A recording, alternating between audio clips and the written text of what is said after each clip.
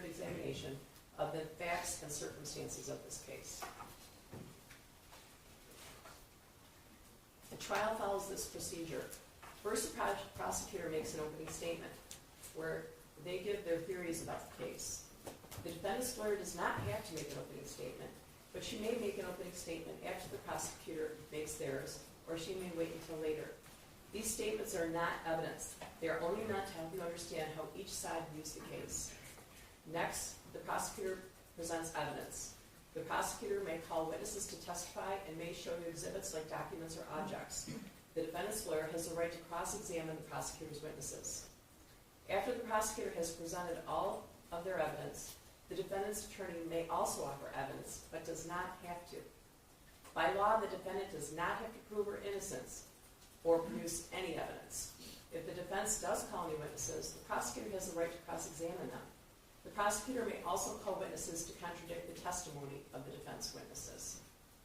After all the evidence has been presented, the prosecutor and the defendant's lawyer will make their closing arguments. Like the opening statements, they are not evidence. They are only meant to help you understand the evidence and the way each side sees the case. You must base your verdict only on the evidence. My responsibilities as the judge in this trial are to make sure that the trial is run fairly and efficiently, to make decisions about evidence, and to instruct you about the law that applies to this case. You must take the law as I give it to you. Nothing I say is meant to reflect my own opinions about the facts of the case. As jurors, you are the ones who will decide this case. Your responsibility as jurors is to decide what the facts of the case are. This is your job and no one else's. You must think about all the evidence and all the testimony, and then decide what each piece of evidence means and how important you think it is. This includes how much you believe what each of the witnesses said. What you decide about any fact in this case is final.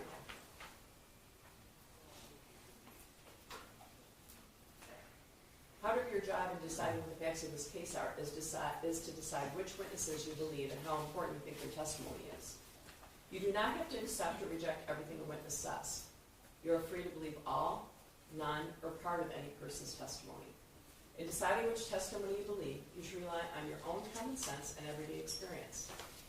However, in deciding whether you believe a person's testimony, you must set aside any bias or prejudice you may have based on the witness's disability, race, national origin or ethnicity, gender identity or sexual orientation, or religion, age, or socioeconomic status. There's no fixed set of rules for judging whether you believe a witness, but it may help you think about these questions. Well, was the witness able to see or hear clearly? How long was the witness watching or listening? Was anything else going on that might have distracted the witness? Does the witness seem to have a good memory? How does the witness look and act while testifying? Does the witness seem to be making an honest effort to tell the truth? Or does the witness seem to evade the questions or argue with the lawyers? Does the witness's age or maturity affect how you judge his or her testimony? Does the witness have any bias or prejudice or any personal interest in how this case is decided? Have there been any promises, threats, suggestions, or other influences that affect how the witness testifies? In general, does the witness have any special reason to tell the truth or any special reason to lie? All in all, how reasonable does the witness's testimony seem when you think about all of the other evidence in the case? When it's time for you to decide the case, you're only allowed to consider the evidence that was admitted in the case. Evidence includes only the sworn testimony of witnesses, the exhibits admitted into evidence, and anything else I tell you to consider as evidence. The questions the lawyers ask are not evidence. Only the answers are evidence. You should not think that something is true just because one of the lawyers asks questions that assume or suggest that it is. I may ask some of the witnesses questions myself. These questions are not meant to reflect my opinion about the evidence. If I ask questions, my only reason would be to ask about things that may have not been fully explored. I usually assume that if I don't understand something that a witness is saying, that one of the jurors might be sharing that confusion. So if you can't hear something that is being said or presented, or if you can't see or hear a witness, please raise your hand immediately. All right? During the trial, the lawyers may object to certain questions or statements made by the other lawyers or witnesses. I'll rule on these objections according to the law. My rulings for or against one side or the other are not meant to reflect my opinions about the facts of the case. Sometimes the lawyers and I will have discussions out of your hearing. Also, while you're in the jury room, I might have to take care of other matters that have nothing to do with this case. Do not pay attention to those interruptions. You must not discuss the case with anyone, including your family or friends. You must not even discuss it with the other jurors until the time comes for you to decide the case. When it's time for you to decide the case, I'll send you to the jury room for that purpose. You're in 2 different jury rooms right now, but you'll obviously be in one jury room when there's 12 of you deliberating. When it's time for you to decide the case, I'll send you to the jury room for that purpose. Then you should discuss the case amongst yourselves, but only in the jury room and only when all the jurors are there. You must not talk to the defendant, the lawyers, the witnesses, or anyone who may be connected to the case. You might see one of the lawyers in the hallway and they won't even say good morning to you. There's a reason for that. This means that you may not speak to these individuals, even if it has nothing to do with this case. You should be very cautious about speaking to people because you may inadvertently speak to someone connected to this case. This restriction is necessary to avoid even the appearance of any improper conduct on any person's part. If anyone tries to discuss the case with you or in your presence, tell them to stop. Explain that you are a juror and you're not allowed to discuss the case. If they continue, leave. Report the incident to court staff as soon as you return to court. When the trial is over, these restrictions no longer apply. When the trial is over, you may, if you wish, discuss the case with anyone. Please wear your badges the entire time you're in the courthouse. Okay? During the trial, do not read, listen to, or watch any news reports about the case. Under the law, the evidence you must consider to decide the case must meet certain standards. For example, witnesses must swear to tell the truth, and the lawyers must be able to cross-examine them. Because news reports do not have to meet these standards, they could give you incorrect or misleading information that might unfairly favor one side. So to be fair to both sides, you must follow this instruction. The restrictions I'm about to describe are meant to ensure that the parties get a fair trial.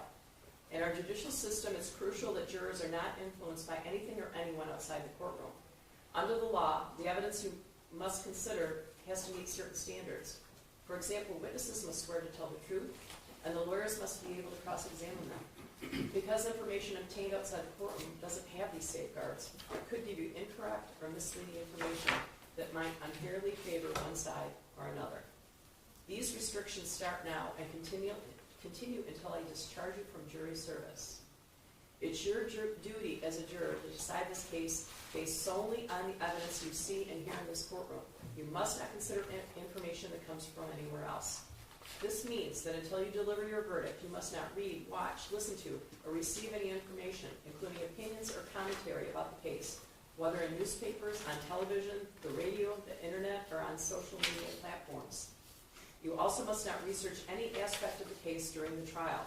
This means research using a cellular phone, computer, or other electronic device to search the internet, as well as research with traditional sources like dictionaries, reference manuals, newspapers, or magazines.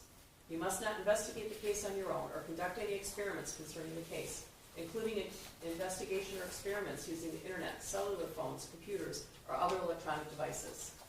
You must not visit the scene of any event at issue in this trial.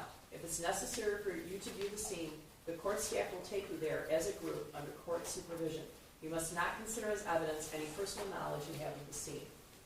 You must not share any information about the case by any means, including cellular phones or social media. This means that even if you're not discussing the case with someone else, you may not post any information about the case on social media websites or any other matter. If you discover that a juror has violated my instructions, please report it to my staff immediately. You may take notes during the trial if you wish, but of course you don't have to. If you do take notes, you should be careful that it doesn't distract you from paying attention to all the evidence. Sometimes people are taking notes and they don't hear the next question and answer. When you go to the jury room to decide your verdict, you may use your notes to help you remember what happened in the courtroom. If you take notes, do not let anyone except the other jurors see them during deliberations.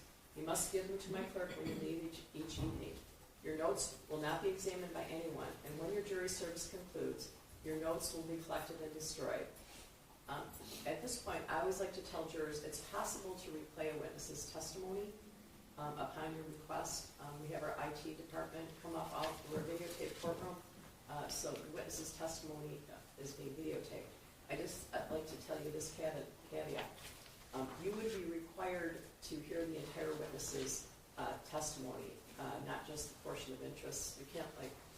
fast forward to a certain part and I'll yell, aha. Okay? It's the only way it's fair to both sides. If we hear a witness's testimony, we have to hear the entire thing. All right? There is more than one defendant involved in this matter. You should consider only the evidence presented in this defendant's trial. Each is entitled to have his or her case decided on the evidence and the law that applies to him or her. You can see that we've chosen a jury of 17. After you've heard all the evidence in my instructions, we'll draw lots to decide which of you will be dismissed to form a jury of 12. Okay, there's 17 of you because life happens, all right? But I did order you all last night to stay healthy, so I hope you're going to follow that one. All right. Possible penalty should not influence your decision. If you find the defendant guilty, it is my duty to fix the penalty within the limits provided by law. I'll definitely be giving you more instructions during the trial. After all the evidence has been presented, you'll hear the lawyer's closing arguments. Following the closing arguments, I'll give you additional instructions about the rules of law that apply to this case. You should consider all of my instructions as a connected series. Taken all together, they are the law you must follow. After my final instructions, you'll go to the jury room to decide on your verdict. The verdict must be unanimous. That means each juror must agree on it, and it must reflect the individual decision of each juror. It's important for you to maintain an open mind and not make a decision about anything in this case until you go to the jury room to decide the case. You must not let bias, prejudice, or public opinion influence your decision. Each of us may have biases or perceptions about other people based on stereotypes. We may be aware of some of our biases, though we do not express them. We may not be fully aware of some of our other biases. Take the time you need to test what might be automatic or instinctive judgments and to reflect carefully about the evidence. I caution you again to avoid reaching conclusions that may have been unintentionally influenced by stereotypes. You must reach your own conclusions about this case individually, but you should do so only after listening to and considering the opinions of the other jurors who may have different backgrounds and perspectives from yours. I think, did everyone fill out a menu for lunch this morning? I guess I didn't ask my staff whether there were any special dietary needs. Those could be accommodated by tomorrow, but maybe not today. So everybody filled that out? All right. Okay, so now we're going to hear openings. And as I said earlier, openings are not evidence. They're how each side sees the case.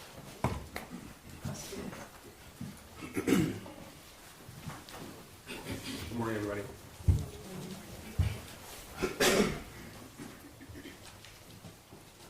I want to introduce you to Hannah St. Juliana, Madison Baldwin, Tate Muir, and Justin Schilling. They died on November the 30th of 2021. They weren't in a car crash. They weren't sick. They were murdered in an act of terror committed by Jennifer Crumbley's 15-year-old son. Jennifer Crumbley didn't pull the trigger that day, but she is responsible for those deaths. These kids were gunned down inside Oxford High School with this gun. It's a 6-hour, 9mm handgun, purchased 4 days before the shooting by James Crumbley, Jennifer's husband and father to the school shooter. This was a purchase celebrated by Jennifer on Instagram. These are her words. This is her post. Mom and son Dave testing out his new Christmas present. My first time shooting a 9mm. I hit the bullseye. The evidence will prove that by the time this gun was bought, the school shooter was in a downward spiral that had begun months before. The evidence will also show you that Jennifer Crumbley was aware of that. Despite her knowledge of his deteriorating mental crisis, despite her knowledge of his growing social isolation, despite the fact that it is illegal for a 15-year-old to walk into a gun store and walk out with a handgun by himself, this gun was gifted. You will also learn that despite all of that background, this firearm was not secured in a way to prevent her son from gaining access to it. The evidence will also prove to you that even with all of that, on November the 30th, Jennifer Crumbley was still given the opportunity to prevent these murders from ever happening. Instead, she chose to do nothing. This drawing, this math worksheet, was sent to her November the 30th, 2021 at 9:30 in the morning. That's more than 3 hours before the first shot was fired. These writings, that drawing, created by her son. She was sent this by her son's school counselor when he requested an immediate meeting with her at the school that day. He requested that meeting because this drawing, those words, suggest both weapon and injury, even to someone with only limited knowledge of the shooter. Apparently, that raised an alarm with Jennifer Crumbley, because she did go to the meeting with her husband, but before she did, she privately communicated her own concern with her husband. This will be admitted in evidence throughout the trial. This is a portion of a Facebook messenger thread from Jennifer to James Crumbley. Jennifer, words in blue. Emergency, November 30th, 2021, 9:35 a.m. Then she sent the picture to James. His response, my God, WTF. And then he wrote back about the vet. He was at their barn, worried about their horse. Jennifer's response, he said he was distraught about last night. And then, I'm very concerned, headed to his school. That's at 10:12 a.m. Yet, despite their private concern, the evidence presented in this trial will show to you that that meeting at the school was nothing like that school counselor or the dean of students who sat in on that meeting had ever experienced before. Those two individuals, even with their limited knowledge of that drawing, had expected the defendant or her husband to take their son home and set an appointment with the mental health professional. But they didn't. You see, you will learn that these kind of meetings, when they occur with parents, can last an hour or longer. This one was abruptly ended by Jennifer Crumbley after just over 11 minutes. And then she left. You see, this drawing alarmed everyone who saw it, including those who only knew the Crumbleys in limited settings, or even to those who had never met their son before. The two people in the world with all of the information, all of the background, to put this drawing into context were James and Jennifer Crumbley. And you will learn that in that meeting, they didn't share any of it. They didn't say anything about the fact that that firearm was identical to the 6-hour 9mm. Identical. They didn't mention how that gun was stored. They didn't mention anything about his increased mental distress. You'll learn that after the meeting when they left, they didn't embrace him.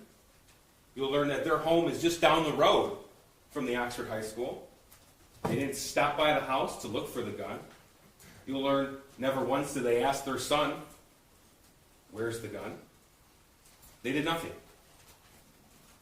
They didn't do any number of tragically small and easy things that would have prevented all this from happening. One theme will present itself during this trial is just how senseless November 30th was.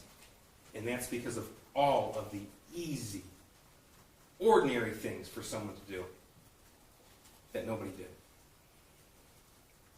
What I just outlined to you is a snapshot of the evidence that will be presented in this case. You will hear the facts and the evidence from the witnesses. You'll hear from between 20 and 25 of those witnesses.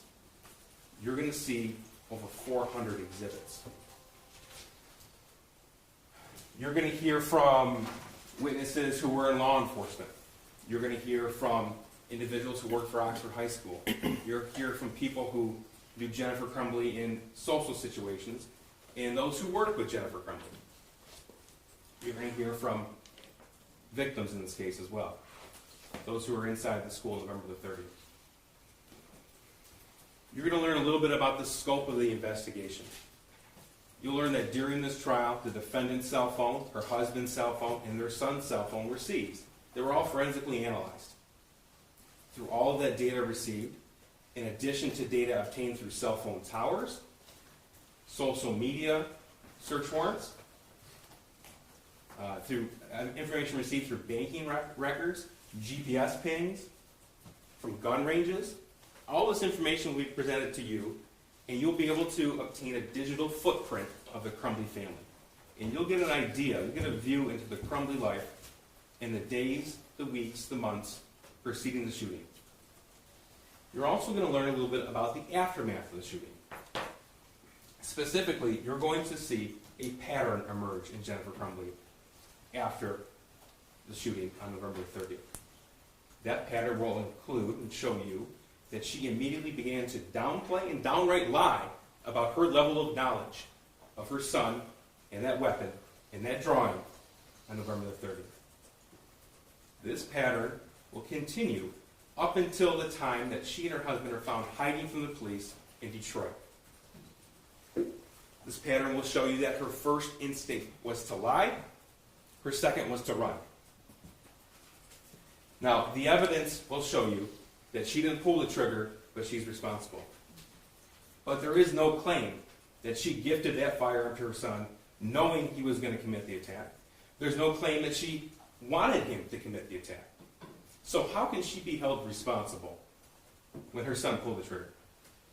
And the answer is, she's not charged with murder. She's charged with involuntary manslaughter. You see, murder it's an intentional killing. Involuntary manslaughter, by definition, is unintentional. It's rooted in negligence. You've heard Judge Matthews tell you that every crime is made up of something called elements. This is no exception. You're going to learn that involuntary manslaughter is committed when someone's acts or their failures to act or their failures to perform their legal duty were grossly negligent, and that gross negligence was a cause of death. A cause of death, not the cause of death. And that's very important because, as you've heard, and you'll hear again and again in this trial, that in a case such as this, when somebody else was a cause of death, the person who was grossly negligent can and still will be held responsible. That is, if the person who pulled the trigger, if the shooter in this case, his act was reasonably foreseeable to the defendant. To the defendant, specific to her, not to everybody else in the world. Not to a stranger, not to a teacher, but to his mother, one of the two people in the world who raised him, who lived with him for 15 years. One of the two people in the world who had all the information necessary to put that drawing into context. So what's gross negligence? You will learn that it is a willful disregard of danger.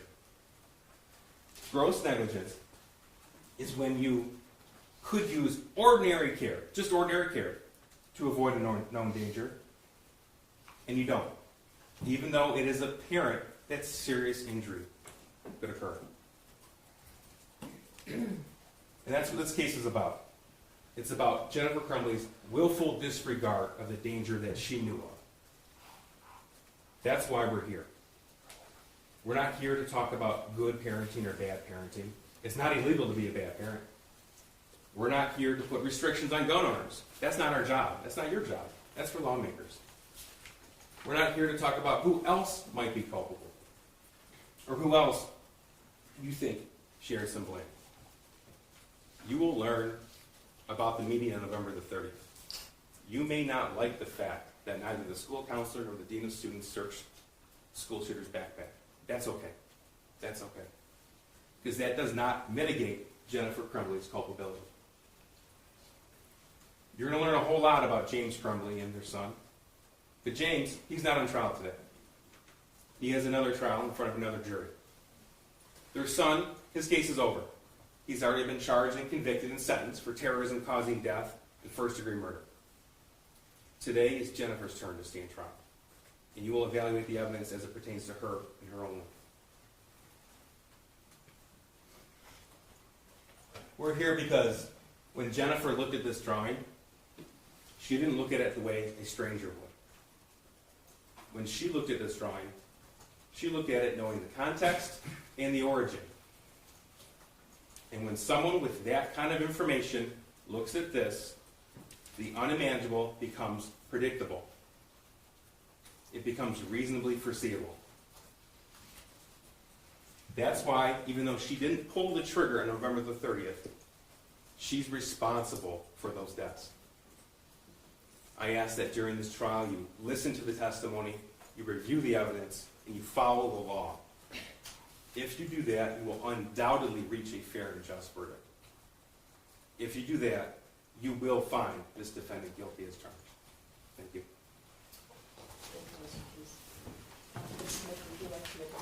I would, thank you. Your Honor, is it okay if I just move this? Oh, you can move it anywhere you want, there's a lot of stuff. There's cords and stuff. So I'm sorry, don't Sean, feel- can you just help me? I'm gonna pull it just forward, Watch this through totally. and I'm gonna keep it to the side, because I don't need it. Okay. I just have a few notes on it. Sure. Good.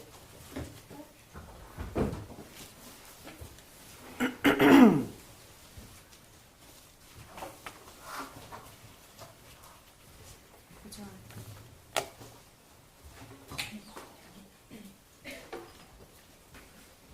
Sorry, Judge, just trying to You're get this. Okay.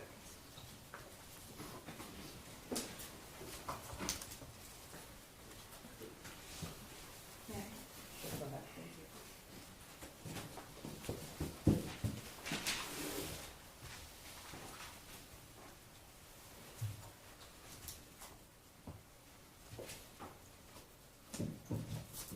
On my way to court today, I blasted Taylor Swift to warm up my voice and calm my nerves.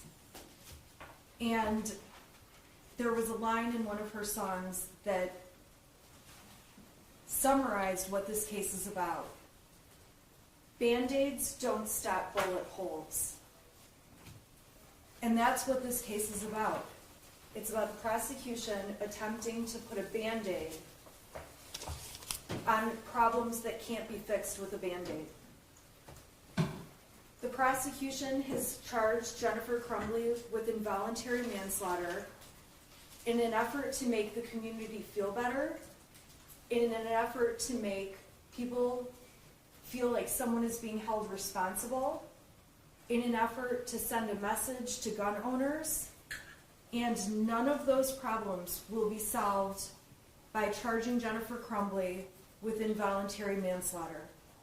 It's the same effect as when your child comes to you with a boo-boo and you give them a Band-Aid that they put on that doesn't take away the pain and can't undo what's happened to them.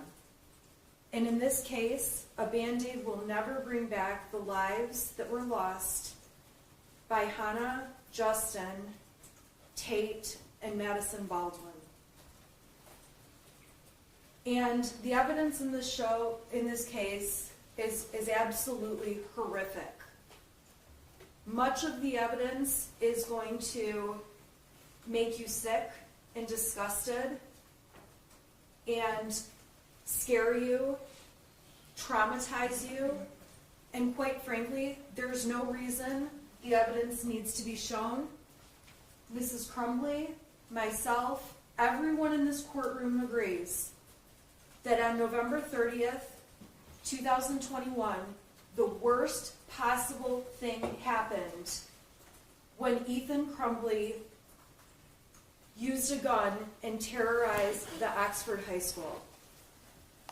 So as you are watching the evidence, I ask you to keep in mind that much of what the prosecution is going to show you is going to alarm you and disgust you and be horrifically sad and tragic. But that evidence is about about the shooter. And in this case, we have agreed to call Jennifer Crumbley's son the shooter because he is the shooter, and he is the one, as you will see from the evidence, who was responsible for the tragedy that unfolded on November 30th of 2021.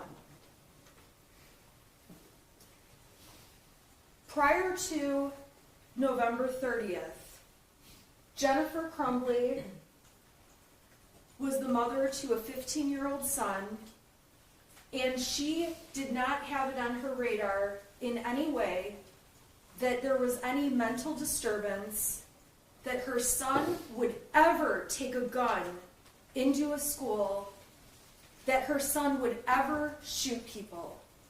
The evidence at trial is going to show you that Jennifer Crumbley did the best she could as a mother to a child who grew up into a teenager and had no way to know what was going to happen.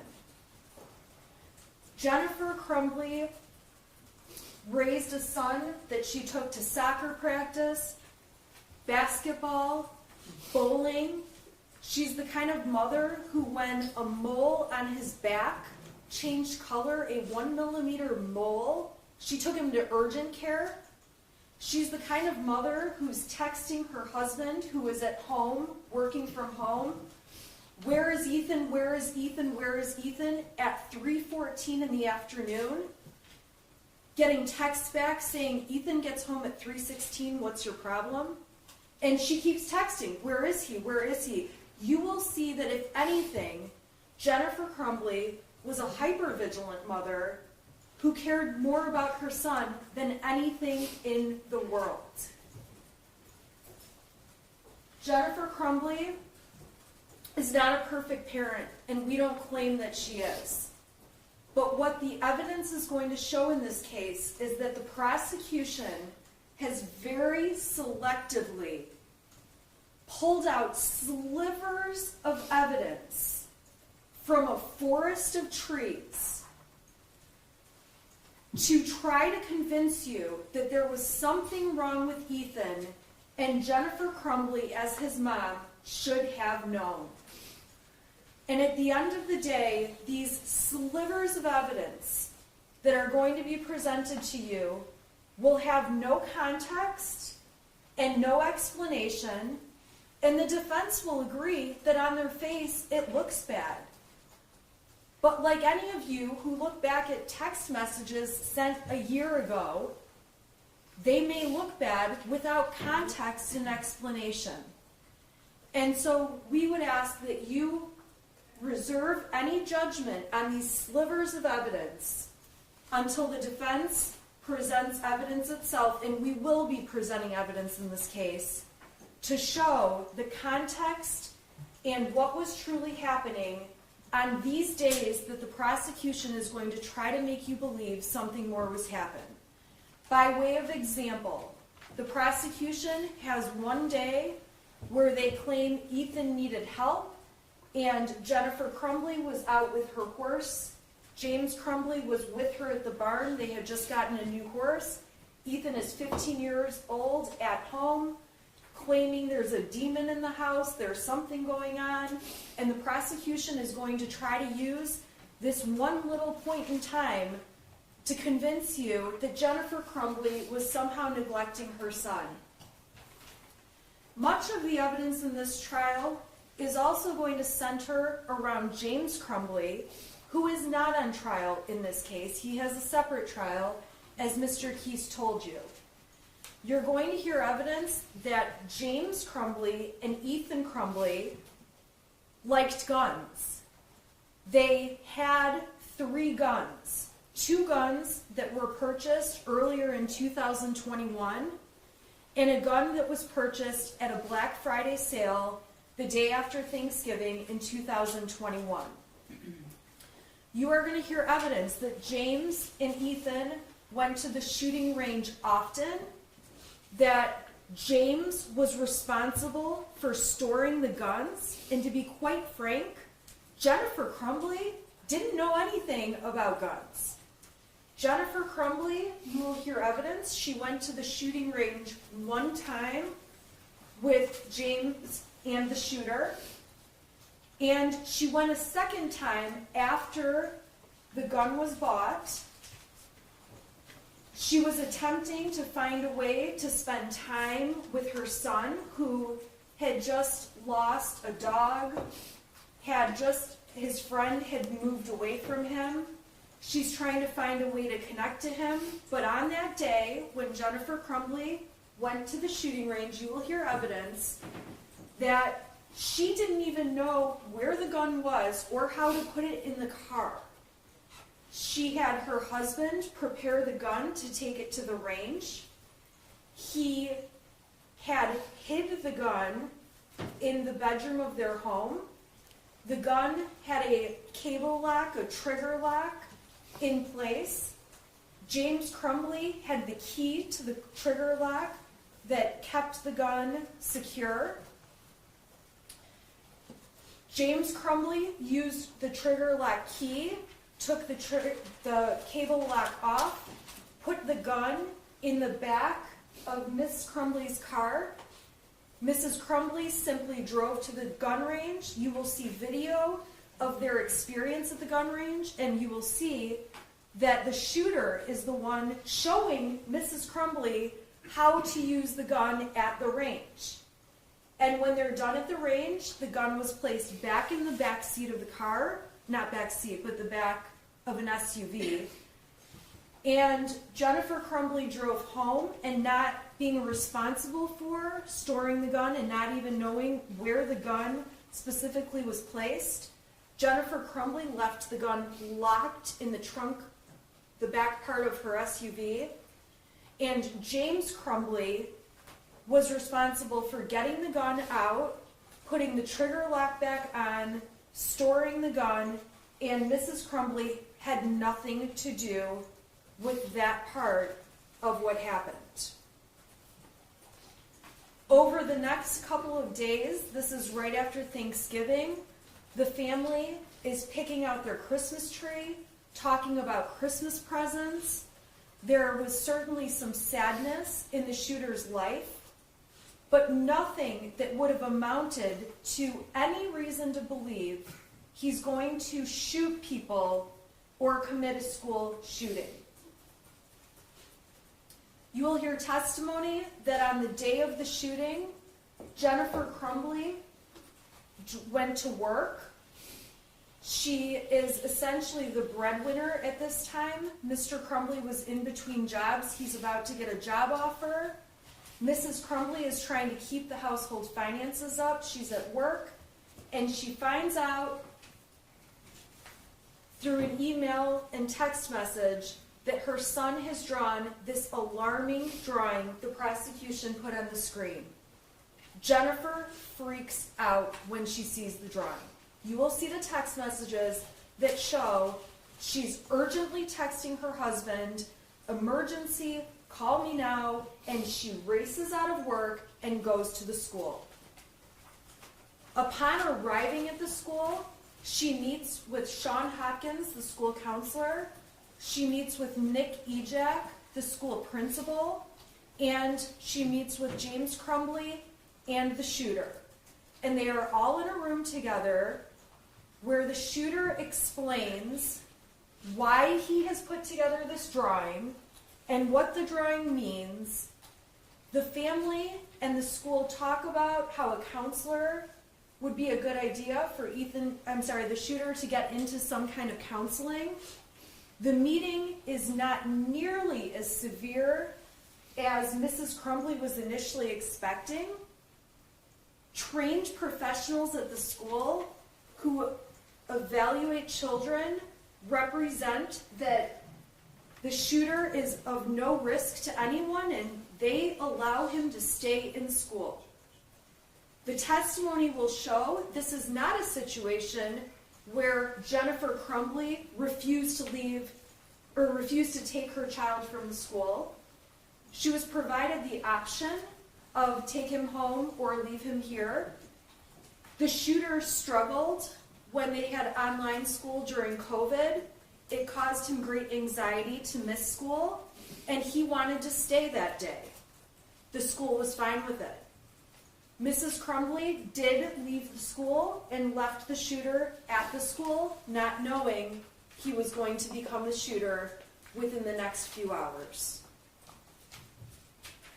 Jennifer Crumbley, the evidence is going to show you, returns to work, and suddenly there is news that there's an open shooter at Oxford. Jennifer Crumbley, it's not even on her radar that her son would be the one with the gun doing anything. Her immediate concern is that her son may be hurt. As she is driving to the school as fast as she can, she has conversations with her husband and becomes aware that the gun at their house is missing. And in Jennifer Crumbley's mind, and you will hear evidence of this, she believes that perhaps her son has done something stupid, like taken the gun and shot it in the air or done something. She knows he's still alive and believes that it's going to be okay. Whatever's happened, they can cross that bridge. A little bit later, there's more conversations, and Mrs. Crumbley becomes concerned that the shooter is actually attempting suicide, and Jennifer Crumbley texts her son, "Ethan, don't do it." It still has not crossed her mind that he would ever shoot another person. Ultimately, Jennifer and James Crumbley are called to the substation, where they learn that their son has become a school shooter and has shot people, and that there are fatalities. Jennifer Crumbley will tell you she still could not believe that was true, and went into a complete state of shock and despair and stress and not knowing realizing her life and everyone's life was going to change. And her initial comments are about how could her son have ruined so many lives that day. Jennifer Crumbley sees her son at the substation, and for the first time, when he looks at her, his eyes looked black. And it was a son she did not recognize. Jennifer Crumbley and James Crumbley go back to their house, where law enforcement execute a search warrant. Law enforcement takes their cell phones, which the Crumbleys handed over. The Crumbleys have to go and buy burner phones or track phones so they have something to use to be in touch. They begin to realize that there are death threats around their house. People are planning riots around their house, and they cannot be in their home. Jennifer Crumbley and James Crumbley drive to a hotel where they spend the night. They are trying to figure out what is happening, and all Jennifer can think about are the things she believes she can control, like keeping her job, keeping health insurance, figuring out money, figuring out lawyers, and trying to digest what has just absolutely tragically unfolded.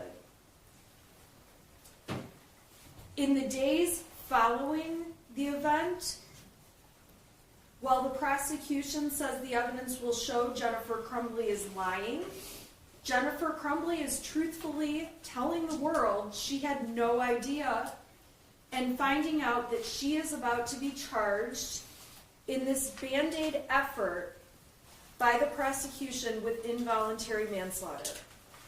Jennifer and James Crumbley go to the bank. They're advised by friends and family, and you will hear testimony that their money could all be taken out of their accounts, and they know they need money to be able to live and hire lawyers and figure out what to do. They withdraw all of the money from their bank account. The burner phones they're using, they can't get access to any of their accounts because of this two-part authentication you now have to do. So they go to the Metro PCS store, where they buy new telephones that they can actually use to access their social media, their accounts, their contacts, and they end up with multiple cell phones. After that, they work to find lawyers. They don't know what to do. They don't understand what they're being charged with. They're under the stress of knowing their son is gone, and life will never be the same, undoubtedly. And on Friday, December 3rd, the Crumbleys find out when a press conference is held that they are being charged with 4 counts of involuntary manslaughter. And at that point, they attempt to try to figure out what to do, where to stay, where to go, what to do. And they ultimately ask a friend if they can stay at his art studio until they know where to go and what to do. They make plans to turn themselves into the court on Saturday morning, because remember, this is late in the day Friday. Saturday morning at 8:30 when the court opens up and does weekend arraignments. And overnight, the prosecutor's office, the sheriff's department, the fugitive apprehension team, the U.S. Marshals have a statewide search claiming that James Crumbley and Jennifer Crumbley are on the lam. They are running, they are fleeing, they are trying to avoid charges, and it couldn't be any further from the truth. They are at their friend's art studio, they are waiting for instructions, and they are waiting to turn themselves in first thing Saturday morning when arraignments take place at the court. James and Jennifer Crumbley are sleeping on a mattress in the middle of the night. When police locate them, you will hear evidence. They're not really hiding. They're standing outside their car, their vehicle, smoking cigarettes. They're standing outside their car, talking on the telephone. They're communicating with various people they know. There's absolutely no evidence to suggest that they're fleeing. You will see body camera footage where when police come into the art studio to find them dead asleep on this mattress, they are cooperative, they are taken into custody, and they are arrested. The prosecution has grossly misconstrued facts in this case, and I ask that you wait to make any judgment until all of the evidence has been presented and you have seen every detail of it, including Jennifer Crumbley's testimony, and she is going to take the stand and tell you about her life with her son, about the day he became the shooter, and about the day he did something she could have never anticipated or fathomed or predicted. She will tell you that when she saw the materials in this case, she learned that her son had not been her son for months, that he had been manipulating her, that he had been hiding things from her, that he had been sending text messages, alarming text messages, to other people. You will hear that the school never advised Mrs. Crumbley of problematic issues that if she had heard about, she would have jumped right on top of it. Despite the fact, the evidence will show that Mrs. Crumbley is on power schools, managing missing assignments by her son and his grades. The school never told her about times the shooter was trying to sleep in class, about a test he had failed, about the shooter being called to the office. She was never informed. You will hear testimony. She was never informed that the shooter wrote an autobiographical get-to-know-you poster where he says he feels terrible and his family's a mistake. The school never notified Mrs. Crumbley of this. You will hear testimony that the school never notified Mrs. Crumbley that the shooter was having a, quote, rough time when he spoke to the school counselor.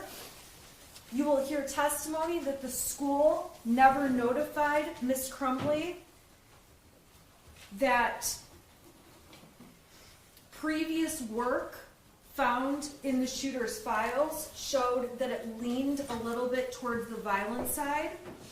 You will hear testimony that the school never told Mrs. Crumbley about an index card the shooter wrote in class that had odd responses with a drawing of a loaded gun magazine and a person holding it out. You will hear that Mrs. Crumbley was never told much of the information the school had. And so when the prosecution is urging you not to assign fault to anyone else, at the end of the day, we ask that you pay attention to the evidence that Mrs. Crumbley knew. And quite frankly, when you evaluate that evidence and know what she knew and what she didn't know, and learn the context behind the slivers of evidence this prosecution's presenting, you will see that this was absolutely not foreseeable, this was absolutely not expected, and I am going to ask that you find Jennifer Crumbley not guilty of involuntary manslaughter. Thank you, Ms. Smith. Can you tell me who the first witness is? I'm going to ask the jury if they need a break. I knew I should have given them time. Okay, so we'll take like a 10-minute break and then we'll hear the first witness, okay? All right, for the jury.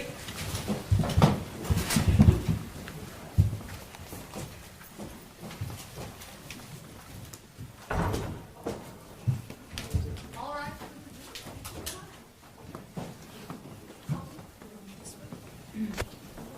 They go differently. I know, it's weird.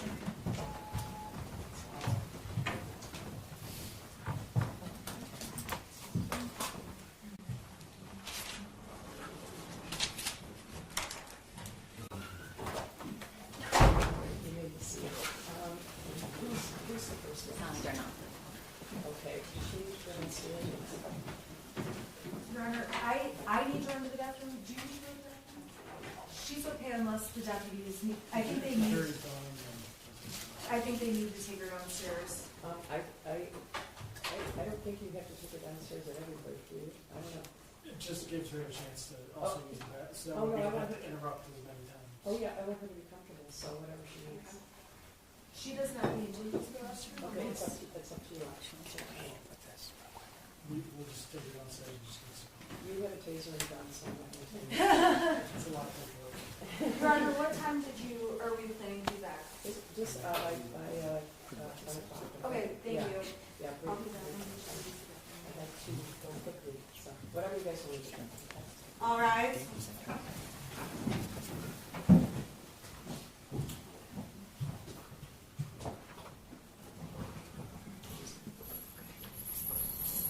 You may be seated.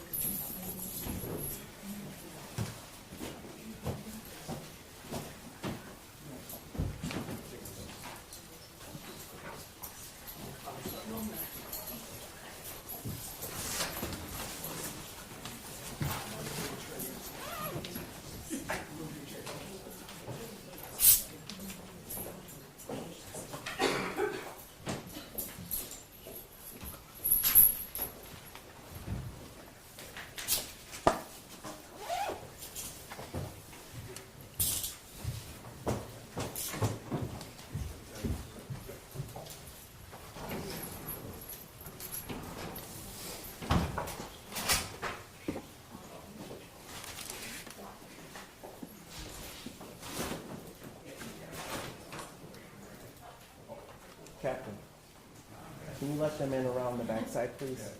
The prosecutor.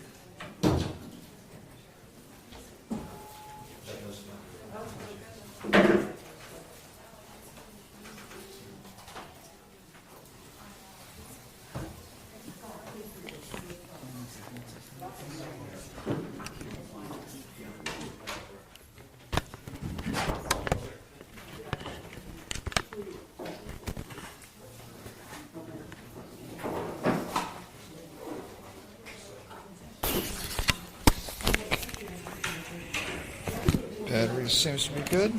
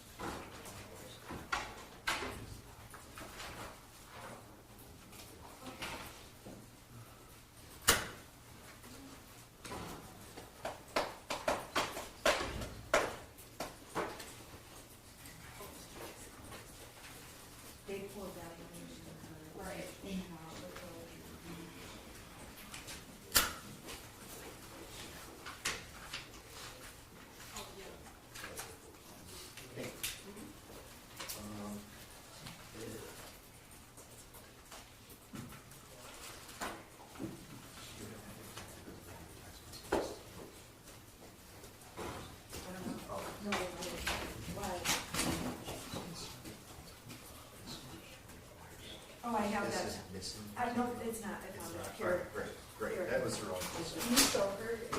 I had to find it last night. Let me- Yeah.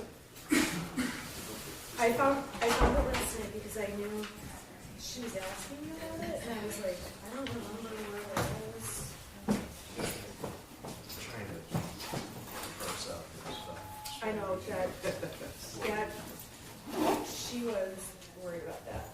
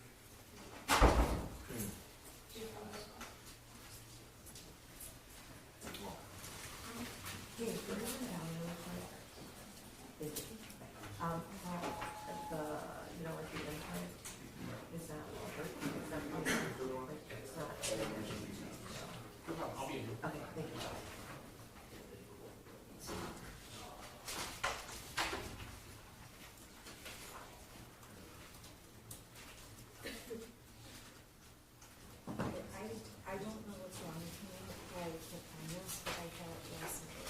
Oh, that can look good. This is like, I don't know that she. Yeah.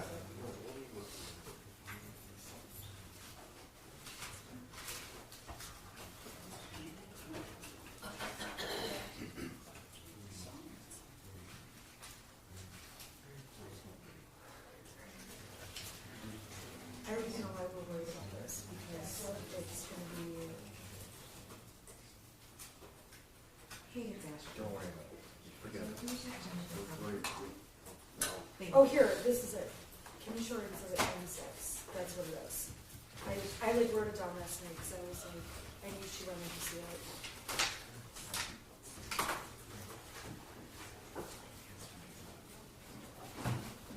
Alright, I wrote I it. have everything downloaded. Okay. Possible, this is everything I have, and that's what-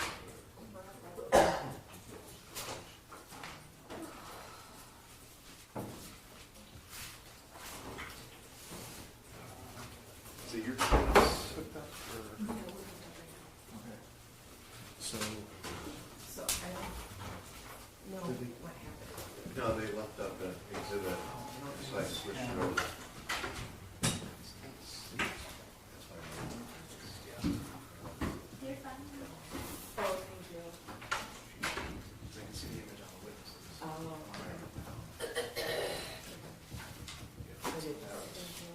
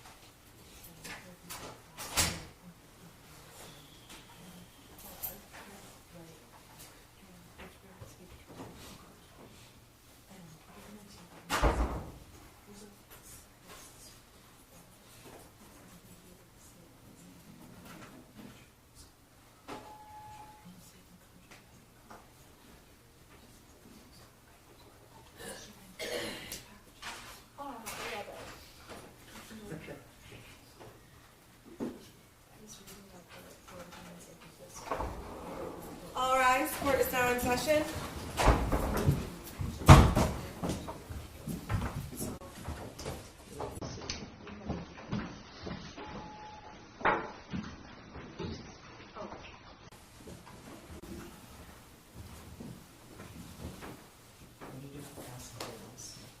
They always go away, I have no idea. Do you want me to go? I'll go grab The it. deputies. Okay. They keep running away, I'm not gonna bite them, I promise. You're probably scared of them. Maybe. They're coming down the Oh, hall. thanks. I hope it's okay with you that we just like stay. You're good. Okay. Yeah, yeah. I don't want to take long breaks, but I don't want to, make them sit there for hours on end if they're uncomfortable, so. We don't have a room, so we're like happy here. We offered to find you one. Yeah, we're happy here. Okay. We're happy. We're good. All right. You did offer, thank you. Are you ready? Yeah, okay.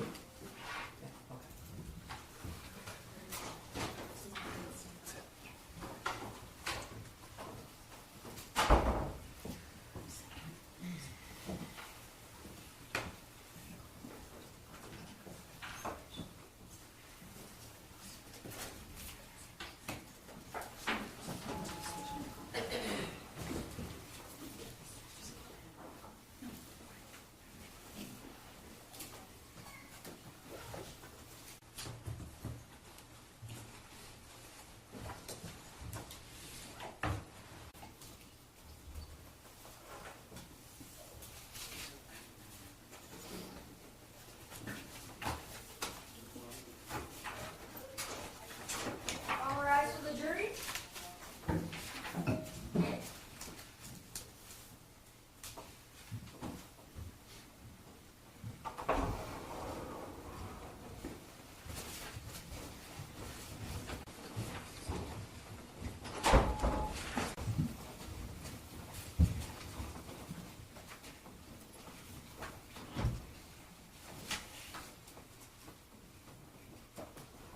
It's probably late to tell you this, but there's a little step there.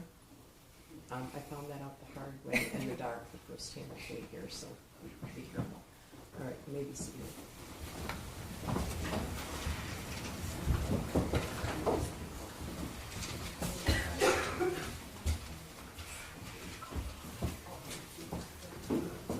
Your Honor, calling people versus Jennifer Crumbley, case number 222799990 FH.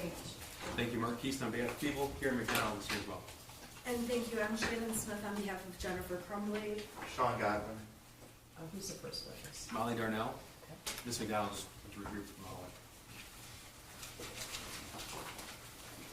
Your Honor, just before.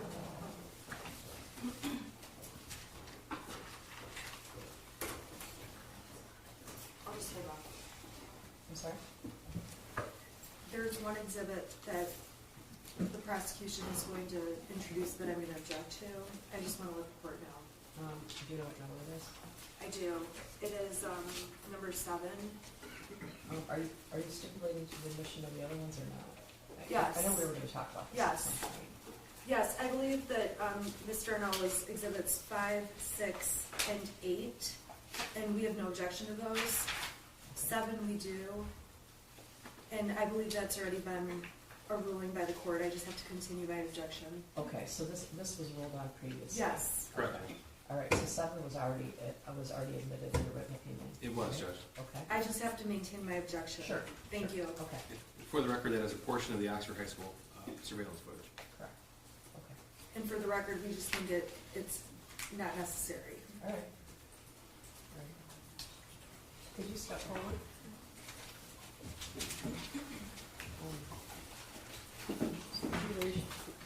It's a little cozy in here, I apologize. Could you raise your right hand? You swear or affirm the testimony you're about to give is the truth, so help you God? Yes. Okay, you can be seated. And then, could you state your name for the record and spell your first and last name? My name is Molly Darnell, Molly Darnell. Go ahead, prosecutor. Good morning. Good morning. I'm going to call you Molly. I assume that's okay. That's okay. Okay. Molly, can you tell the jury what your profession is? I'm an educator. Where Are you a teacher? I am a teacher. Okay. And who is your employer? Oxford Schools. Okay. How long have you been in, how long have you worked for Oxford Schools? I started working for Oxford in the fall of '98. Okay. Would that be your entire career? That is my entire career. Okay. And you stayed in that one school district? Correct. Okay. Your current position is what? I work for Oxford Virtual Academy. All right. And when did you begin that position? I began that position 18 months ago. Okay. I'm going to take you back to November 30th of 2021. Can you tell the jury what your position was at that time? At that time in Oxford, I was under teacher contract, but I was the ELA coach and the International Baccalaureate Coordinator. So I worked specifically with curriculum and teachers, like instructional moves in the classroom. Okay. You So, said ELA, what's ELA? I'm sorry, thank you. It's English Language Arts. all right.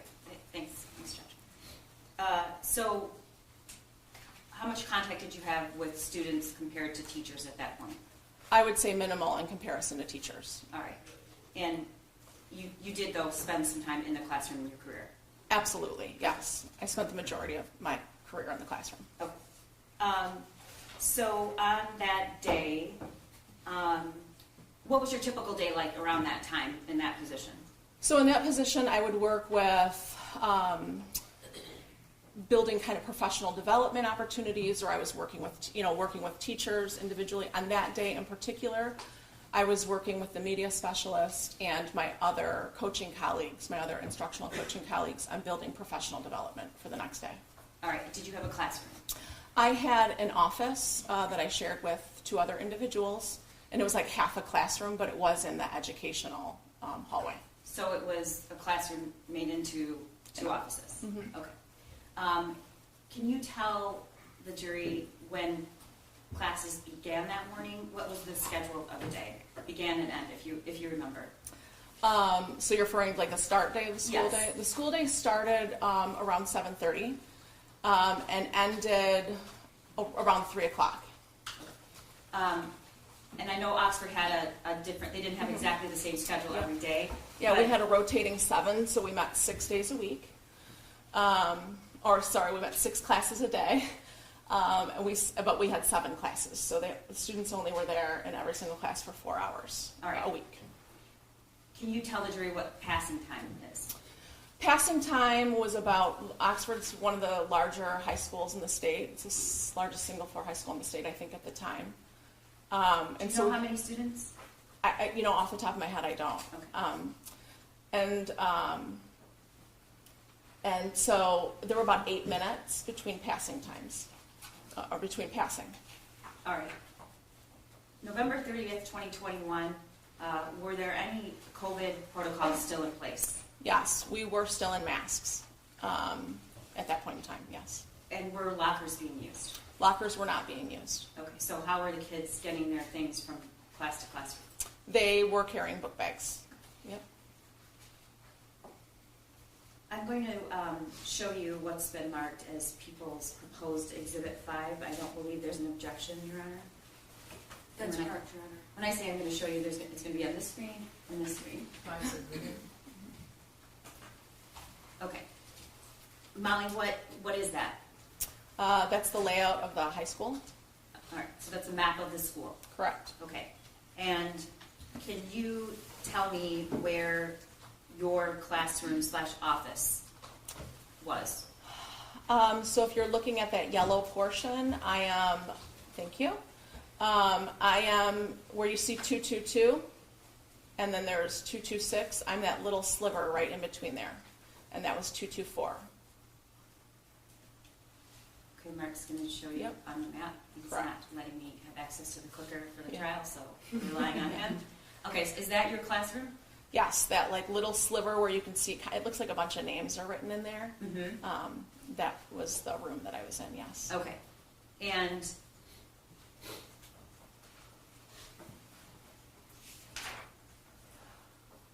I'm going to take you to around the time of about 12:50. Okay. What were you doing during that time? So on that day, The year prior, I was in the classroom, and I had a student who popped by around that time just to check in and wanted to chat. I had a chat with her. There was, I believe it was the beginning of passing that she stopped by.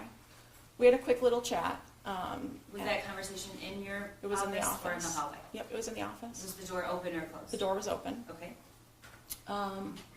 We had a little chat. She left.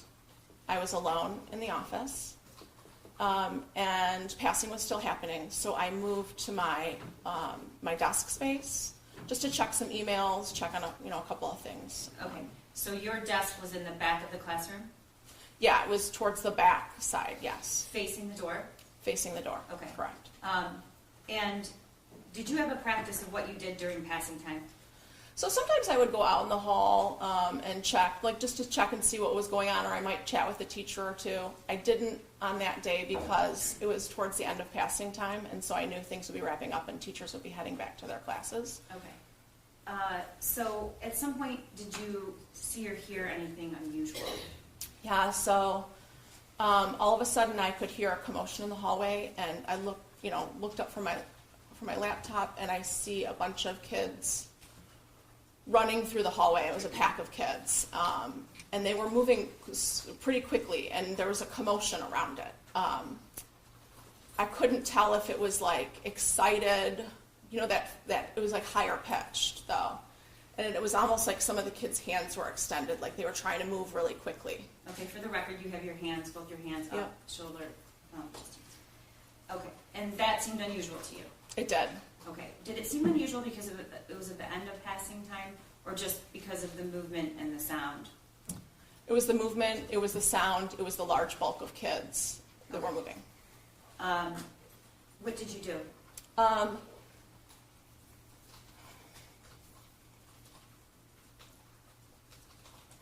I exited my office. I believe that there was possibly a fight. So I run out of my office. I'm about midway through where 222 is. And I see all those kids exiting out of door 4. So I know there's not a fight. So if you look at the map, you come out of your classroom and you look down the hallway and they're all running out of the school? Yeah, on a door 4. Okay, and that was unusual? Mm-hmm. Is that correct? Yes, I had never seen that before. All right. And then what happened? I paused for a second because I'm thinking like, well, what's going on, right? I don't know what's happening. I head back into my office space. The hallway is completely clear. And I walk into my office and I'm like, all right, what could possibly be happening in this moment? Was it unusual for the hallway to be completely clear? I don't believe the bell had rung yet, so that was unusual. Okay. And so what did you do? It was in pausing, trying to gather what to do next. I heard 3 things pretty quickly together, like so quickly together that I have a hard time distinguishing what came first and what came last. But there were the sounds of 3 loud pops that I could have mistaken for lockers closing if we were using lockers. Okay. So when you heard the 3 pops, what did you think that sound was? Well, again, there was that. There was doors started slamming. I could hear boom, boom, boom, boom, and then the principal at the time, Steve Wolf, came over the PA and said, "We're heading into lockdown. This is not a drill." And how long had you known Steve? So a couple years at that point in time. Okay. Did his voice sound panicked? His voice sounded, it was urgent, but you could tell he was tempering any, panic. So was that before the loud pops or after, if you can remember? Honestly, I cannot remember. Okay. When you heard this, was your door open or closed? My door when I came back in, I pulled it, but it didn't shut, so it was open a couple inches. Okay, so what did you do? At that point in time, I moved to shut my door. Okay. Did you, after the pop, did you smell anything? No, Did you see anything? no. All right. Then you tell the jury what happened when you turned around and headed to the door. So I walked to the door. I immediately pull it shut. To the left of my door, so my door was here, and there was a glass part, like, you know, floor to ceiling glass. And then right here was a night lock system. Can you tell the jury what a night lock system is? So a night lock is a simple gadget that goes into the door, that goes into the floor, so that if the door were unlocked, it's like a second security measure. If the door was not locked, or even if it was, someone can't get in. So if the glass is shut out, even if they're trying to undo the door, they can't open the door. And when did you learn about night locks? Maybe 4 years prior. Okay. Did you do that? Well, why did you install the night lock? Well, one, I was directed that we're in lockdown, Okay. right? So as soon as I knew that we're in lockdown, that's what you do. Were you able to install the night lock? So I grabbed the night lock, you know, I undid the piece, grabbed it, and looked down at it. So I also, some of the doors have different installs, whether the door goes, you know, in or out from the room. And so I looked at it to see, just to remind myself which one, because the other office that I have at the middle school, or had at the middle school at the time, had a different At this install. point, Molly, the door is shut or closed? The door is shut. Are you facing the door or facing I'm away? facing the door, so I'm close enough to that wall because I had just grabbed it. Do you know about what the distance was between you and that door? Not even a foot. Okay. And then what happened? I look at it, and out of my peripheral vision, I can see some sort of movement. And so I look up, and I see someone dressed in dark, oversized clothing. And you're looking through that glass Looking pane through that glass next pane. to your door. Okay. They have the mask on, a hat, glasses, and a hood. And I lock eyes with them. Had you ever seen that person before? I had not, no. Did you know if it was a student or is that a no? I did not know if it was a student. All right. And you said you locked eyes? I locked eyes. And then instantly I see some movement. And so I look down, and I realize he's raising a gun to me. Okay. Can you describe? Yeah, the gun was black, and I remember thinking, as he's raising the gun to me, that there was no orange tip. I'd heard prior that BB guns have an orange tip. When you say he was raising the gun, can you explain what that looked like?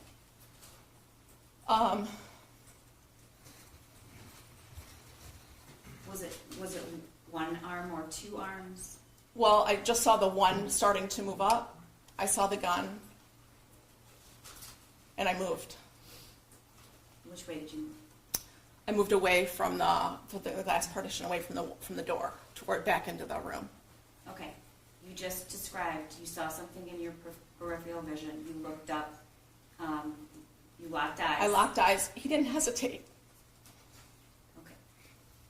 About how long was that from the time you saw the peripheral vision and then the gun was raised? A second, Okay. if that.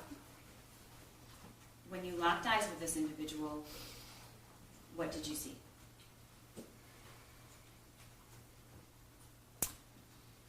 I'm sorry, can you repeat that question? Describe that for me.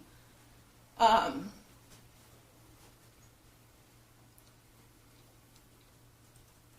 lock eyes with him, and I instantly see that movement.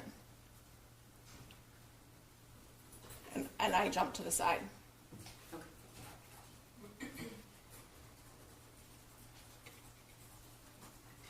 What happened after you jumped to the side? As I jump, I can. And was did you ever get the night lock installed at that The point? night lock is not installed at this point. Okay. So when I move, I kind of jump and turn my body this way at the same time. Okay, and for the record, you're turning your Yeah. shoulders to the right. To the right. And I feel like my left shoulder moves back a bit, and I feel a burn like hot water had stung me. Where did you feel that? In my arm, Which arm? in my left arm. Okay. Up And you're top. pointing to your Yeah. right below your shoulder? Yep. Okay. And are you standing up? Are you sitting down? Are you... I'm standing up at this point in time.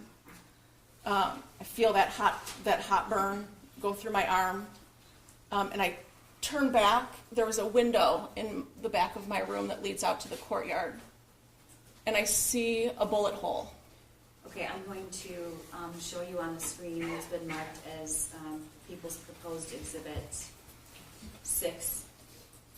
Any objection? 6 is a minute. What is that, Molly? That's the office that I shared. Okay, and that, can you just describe where the desk is, what you just described, and point that out? You said Yep. you turned around to the back of the classroom. Yep. So you can see on that window exiting, there's a white mark. Right there? Yep. That would be the bullet hole. Is that what you noticed when you turned around? That is what I noticed when I turned around. Correct. Okay. At this point, what were you thinking? A BB gun can't do that.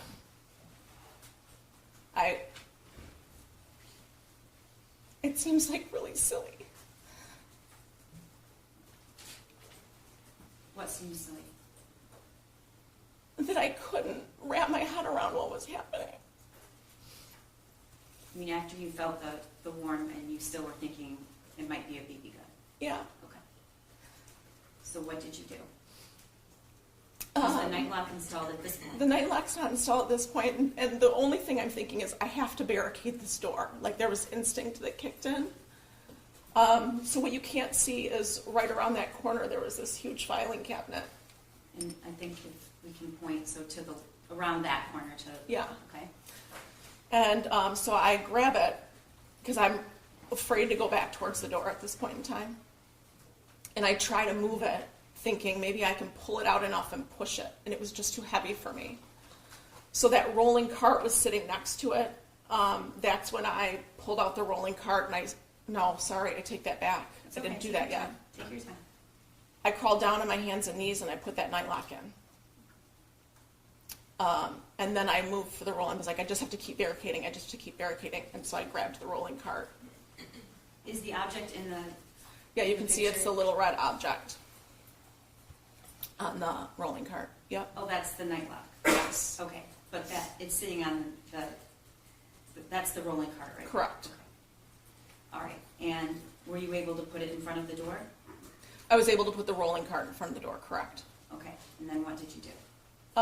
Then the only thing I can think of is he's going to come back and finish what he wanted to do. Could you hear anything else in the hallway? At this point, I'm not hearing anything. Okay. And so what did you do? So I go back to that large cabinet because I know if I'm anywhere in the back of this room, he can see. So I need to hide in this front corner. And so I pull that large filing cabinet back just enough to crawl behind it so that if he comes to that window, he can't see where I'm at.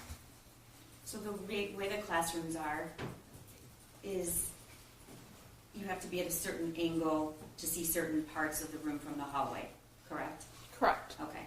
And you said you moved to that corner behind because what? Because I didn't want him to see where I was at. Okay. Once you were behind the cabinet, were you sitting? I was crouched down. I was trying to make myself as small as possible. Right? I got really low. I was on my bottom, crouched as close together physically as I could make myself. Okay. What did you do next? I had texted my husband, "I love you, active shooter." And then I started feeling blood dripping down my arm. And what did you do? Um, At this point, had you registered that you had been shot? I don't think I was registering that I was shot. I just knew that I was bleeding. Okay. What did you do? I had a cardigan on that day, and so you can see in the photo there's this red little bag on the side, on the right side of the wall. Those are, those are medical response bags that we keep in every room. So if someone's bleeding or if a tourniquet's needed, they're in there, but I was too afraid to go back and grab it. So at that point I knew I needed to put a tourniquet on. I knew I was bleeding. I removed my cardigan and I used one of the sleeves of the arm, wrapped it up on top and pulled with one arm and my teeth with the other to tighten it. And Molly, how many inches down was that wound? It sits right here. Okay. And you brought a cardigan so that you could show Remove. the jury what that looks like so they know exactly where you were headed? Yep. Go ahead.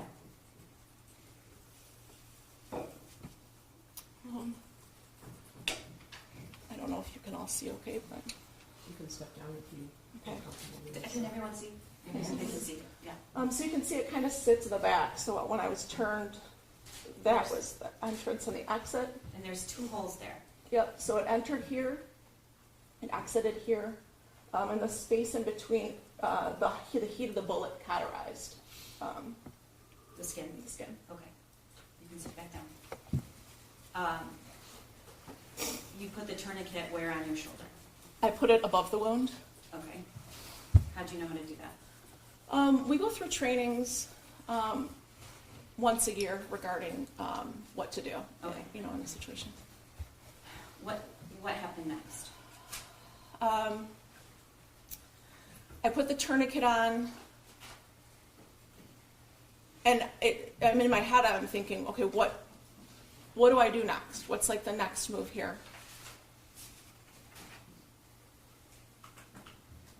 And my daughter texts me. She didn't go to Oxford High School, but she went to a neighboring school district. And they had heard through social media that there was a shooting at Oxford High School. And so she sent me a message that just said, Mom, are you okay? And I responded to her that I love you. I'm sheltered in place. And I'm fine. You didn't tell her you were. I did not tell her I was shot, no. Molly, I want to go back, and I'm so sorry. When the shooter raised his hand, what did you notice about, if you noticed anything about his stance, or you said you locked eyes? Yeah. His feet were set about hip distance apart. And that's, he was, and his shoulders were like he was square, right? He was square. How long were you in that classroom? I was in there for about 20 minutes. Were you communicating with anyone else in the school, or law enforcement or administration? No, there were a couple teachers. My hallway had a text thread, and that was not active. There was nobody texting on that. But another part of the building where the English Language Arts Department is at, they were texting. And one of them said, I heard there was a shooter. And I responded that I saw one. Did you respond that I'd been shot? I did not. Why is that? I think I didn't want to create panic. I wanted to make sure that people knew it was serious, but there's no, I'm okay. Okay. At this point, did you have any idea where the shooter was, if anyone else had been hurt? What were you hearing? Anything? Nothing, and it was absolute silence for a long time.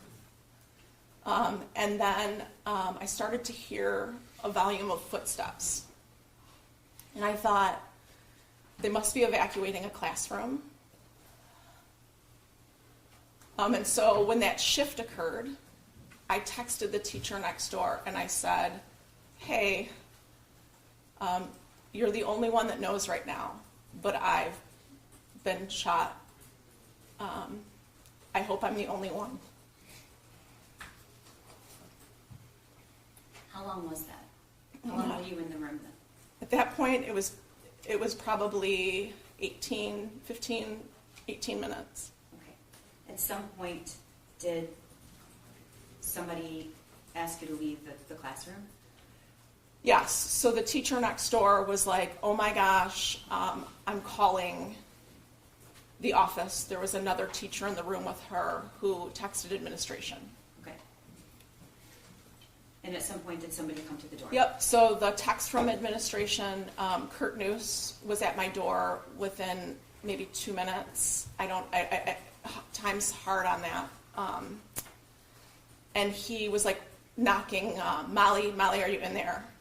I've known Kurt Noose since I started in Oxford. I did not trust that was him at my door. What were you afraid that it was? I don't know. Everything that I knew to be reality wasn't. So did you answer him back, or did you open the door, or did you just remain silent? I said, I'm in here, and he said, are you okay? I don't remember how I responded. It was within a second or two that then there were police at the door, and they were like, are you in here? Are you injured? I said, yes.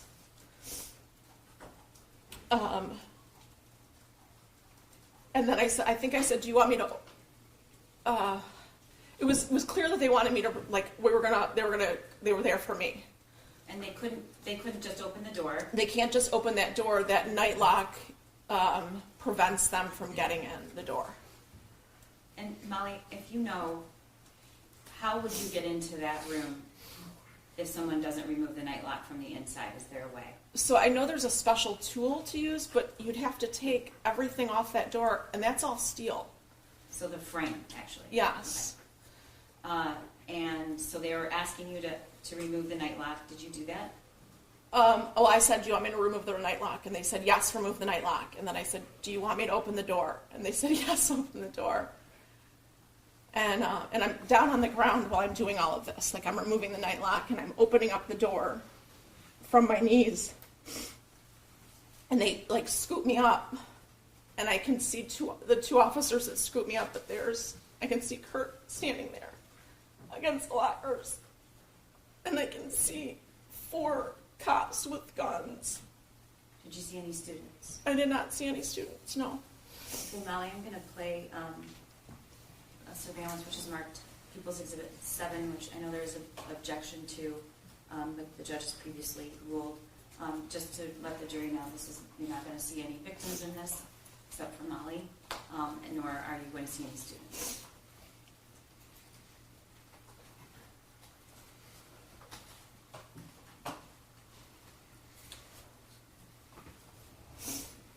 Can everybody see?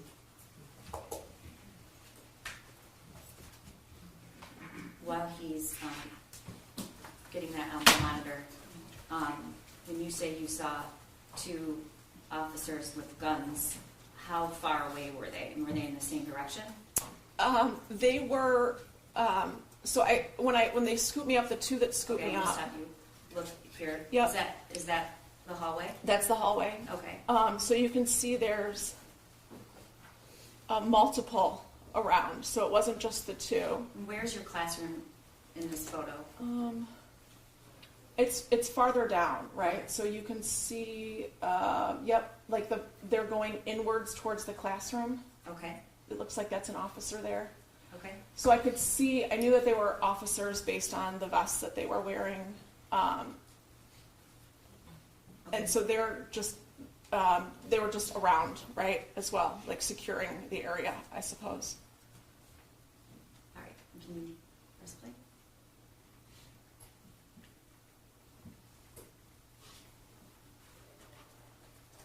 Is that you, Molly? That is me.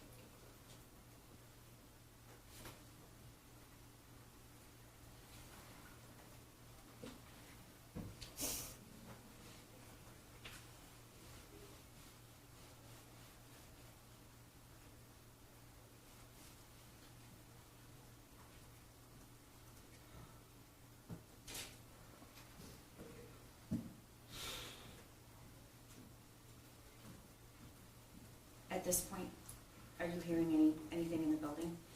No, everything is silent, like, almost like it's so, like echoey, it's so silent. Okay, now you can see through that glass door. Is that you? That is me. What's happening? He's removing the self-made tourniquet from my cardigan, and he's putting on an actual tourniquet. Okay, and at some point you get into an ambulance, correct? Yes, so at this point, he says, I'm going to radio to see if there's an ambulance available for you, making sure that no one else needed it ahead of me. Okay. You eventually get into an ambulance. They take you where? They took me to Lapeer. What happened when you got there? So I get to Lapeer, and the doctor comes out to the ambulance and introduces himself. And they said, I was sitting in the ambulance the entire time, and then they said, we're going to put you on the gurney. And I said, I can walk. Like, if I can walk, I want to walk. And so they help me out of the ambulance, and I walk in, and they're like steadying, you know, like kind of almost holding me up, steadying me. And the hallways are lined with doctors and nurses. Did you see any other victims? I did not, no. Okay. And they treated your wound? They did. Okay.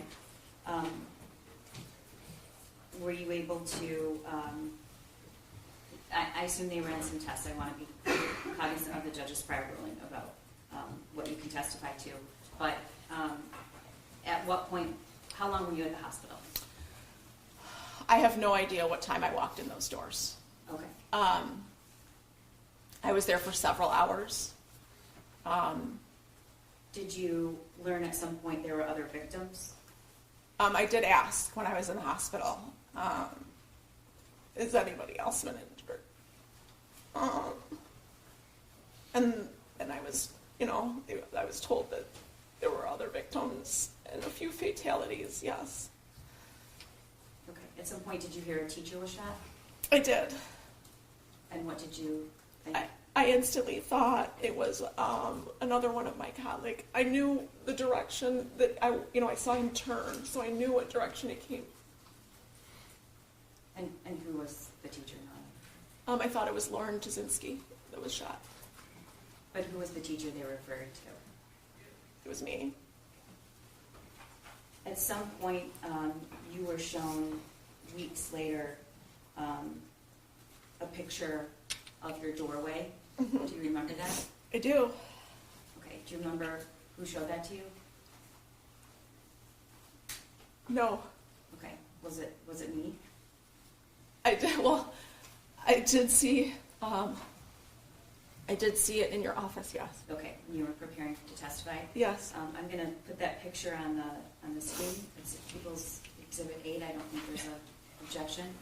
Any objection? There's no objection. Wait submitted. Molly, is that your classroom door? That is my. Yes. Okay. What was your reaction when you saw that? He was aiming to kill me. Do you know which one of those shots landed in your shoulder? I don't. I have no idea which one landed in my shoulder, but I know the top one. That's where my head would have been, and the two down below are my chest area. Okay. I unlocked that door every day. And what was your, did you have some, what is your, when you think about the wound and why you weren't hit, why was it in the chest? That door, the distance, the door, and me moving was the only reason that I'm alive. How many inches from your heart was that injury to your shoulder? The actual wound is 6 inches, but my turn might have made it less. Thank you. Thank you. I have nothing further, Your Honor. Us?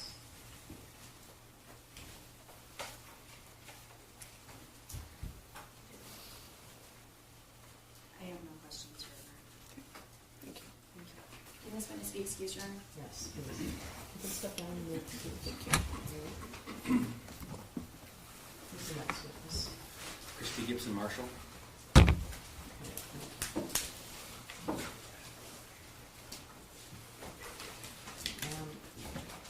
We had a discussion about the boundaries of her testimony. I don't know if we put that on the record, do we need to or not? We've prepared her, Your Honor. Okay. We understand it's not a Miller hearing, we know it's a trial. Okay.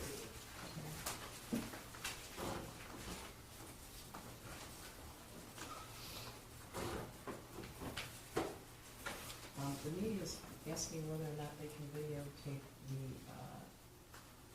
tape the video. I don't see a reason why they can't, right? No, there's no minors. Oh, okay, I want to make sure.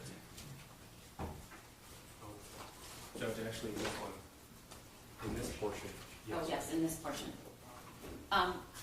We'll indicate which, Right. which videos can't be shown. Yeah, give them a heads up. So you know, I'm mostly concerned with giving a heads up to the jury so everyone's prepared. And then, Your Honor, again, the defense objects to, I believe it's just one exhibit you're using with Ms. Gibson. Oh, this witness?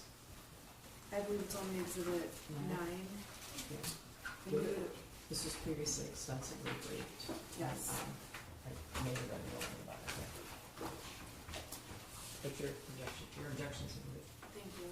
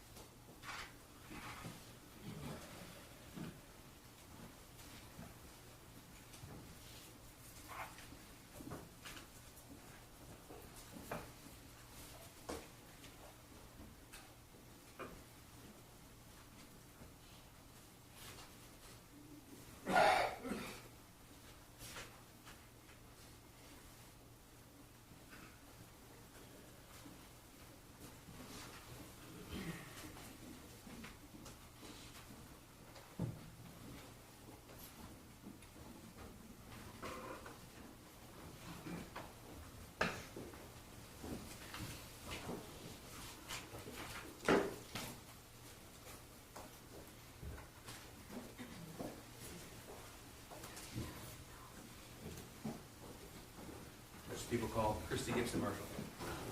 Good morning. Could you raise your right hand? Do you swear or affirm the testimony you're about to give is the truth so help you God?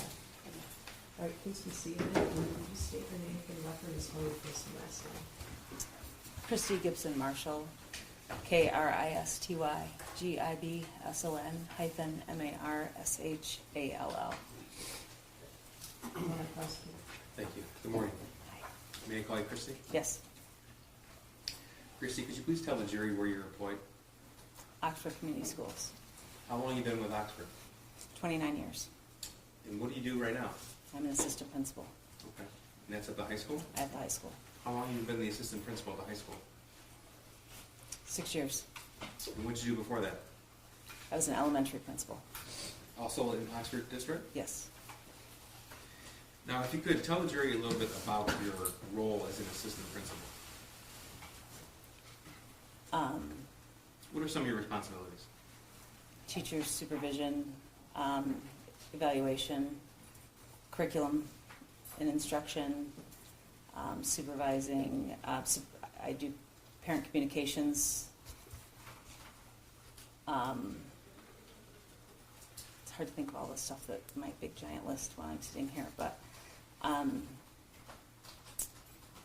we have a student relations team that works together to support our alphabet, part of the alphabet.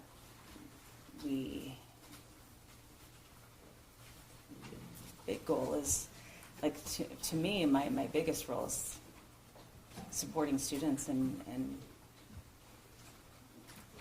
I love the kids, so just bringing energy and having fun with them. You've been in education, you said, for 29 years? Yeah, yes. So up until this role, you were an elementary school principal? I was, and then prior to that, I was a teacher. Teacher before that, okay. Now, as it happens, the school that you were principal at was Jennifer Crumbley's son, one of those students. Yes, And what grades, if you recall, was he there? 4th and 5th. Did you have any contact with him in your role as a principal in those 4th and 5th grade years? No. Did you have any contact with his mother or father?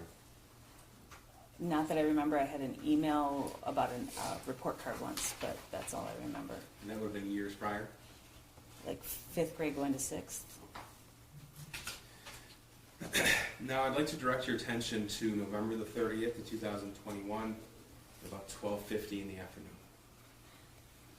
So we have the screen in front of you. That should be displaying People's Exhibit 5. This is a map of the Oxford High School. Yes. If you could tell us, if you recall, where you were about 12:50 in the afternoon that day. I was in the I started in the cafeteria supervising lunches. So what would be, I guess, there the commons. So right Yes, here? correct. Okay. So was that lunchtime while you were there? Yeah, Okay. yes. And is there a time where you moved? So around that time on November the 30th, did you have a specific area of the school you would go to, or did you move around? We didn't have an assigned area, but I like to go to the senior courtyard after lunches and just kind of help see that courtyard area. Okay. The hallway out in front of this courtyard area between where you see 400 and 401. Okay. Our seniors hang out there and they congregate in a good way, not terrible. Let me just clarify. It's kind of like the rite of passage, and we just like to kind of go there and keep traffic flowing. Okay. Yeah. Is that something you would do on a routine basis? Yeah. My bad mom joke on that one is that I make it a senior citizen window, and I stand in that area. Was there a point that day when you realized something was going wrong? When I was approaching the senior courtyard, so when I was coming down the hallway from the commons, what says commons, I call it cafeteria, by the media center, by the courtyard, and hit the 500 room. When I kind of got to that triangle there, that diamond there, one of the students that I know pretty well went running by and said, "Get the hell out of here." And he was laughing and running, and I was like, that was a mixed message. Sure. At that point, was there an announcement on the loudspeaker? No, not at that point, no. Was he the only one running? Shortly after him, there was a group of kids laughing and running behind him. When I stopped to ask them what was going on, they weren't entirely sure. But as kids started to pass, you could see it got more serious. Okay. I grabbed my walkie-talkie and I What do you mean it got more serious? What do you mean by that? their faces got more, I'm sorry, their faces became more serious. Did that signify something to you when you saw that? Yeah, just something, them running signified something to me because it's not a typical behavior. Okay. But the running and laughing was confusing, and then when their faces became more serious, I was started to get very worried, and that's when I grabbed my walkie-talkie. Okay. What'd you do with your walkie-talkie? I said, "I'm not sure what's happening, but kids are running in the hallway," which is very odd, and looked like they're trying to leave the building. So where did you go?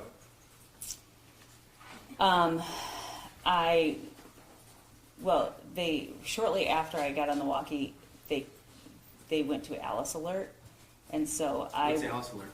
Alice Alert is our intruder. I'm going to call it intruder alert because that's what it was that day. But It's a notice that we need to take cover, lock down, be aware.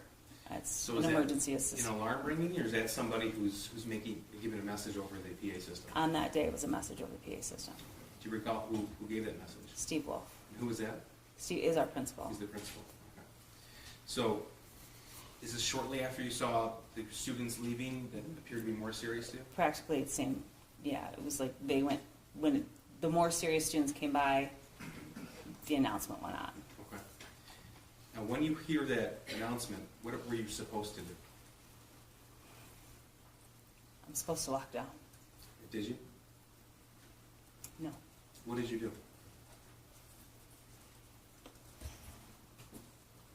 I went to check the hallways to make sure people were okay.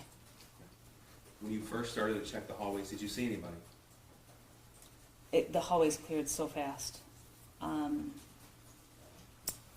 I made the turn down the 400 hallway, I ran into a teacher who was locking his door, and then a student came up who was running late. He asked if it was a drill. I let him know that it didn't matter if it was a drill or not, just you gotta take cover, get in Okay. there.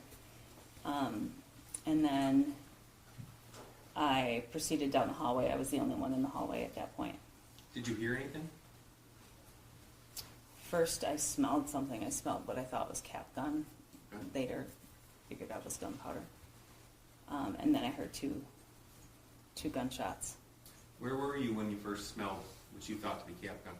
Probably by like the somewhere between 409 and 414. So you were continuing to walk down that hallway, the 400 hallway, towards the 200 hallway, that's in yellow highlight? Yes, that's where I heard the gunshots. I was going that direction. You were walking towards the gunshots. Yep. Yes. As you walked down that hallway, did you see anybody else? No. Tell me where you went. When I got to the end of the hallway, I realized how dumb this is. I turned left to go towards where I heard the gunshots. So this hallway, And I went towards 225. so you came down the 400 hallway and you turned left towards 225. Yes. Tell us what you saw when you made a left. I saw a student laying on the ground. Did you know who he was? I didn't at that time, no. His face was covered. And then as I continued a couple of steps, I could see another student walking my direction. He had just dropped his arm was up, and then he dropped his arm. Did you recognize him? Not at that point, no. He was too far away. What did you do when you saw a student on the ground? There was a garbage can between he and I, so I moved the garbage can out of the way, and I put my foot near him and nudged him and told him to stay there. Did he respond? No. No. Could you tell if he was injured at that point?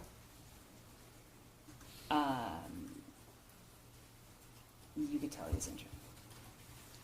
What happened next? Ethan then came into closer view, and I could tell it was Ethan. And he had been at the school where you were principal? Yes. Did you interact with him at all at Oxford High School?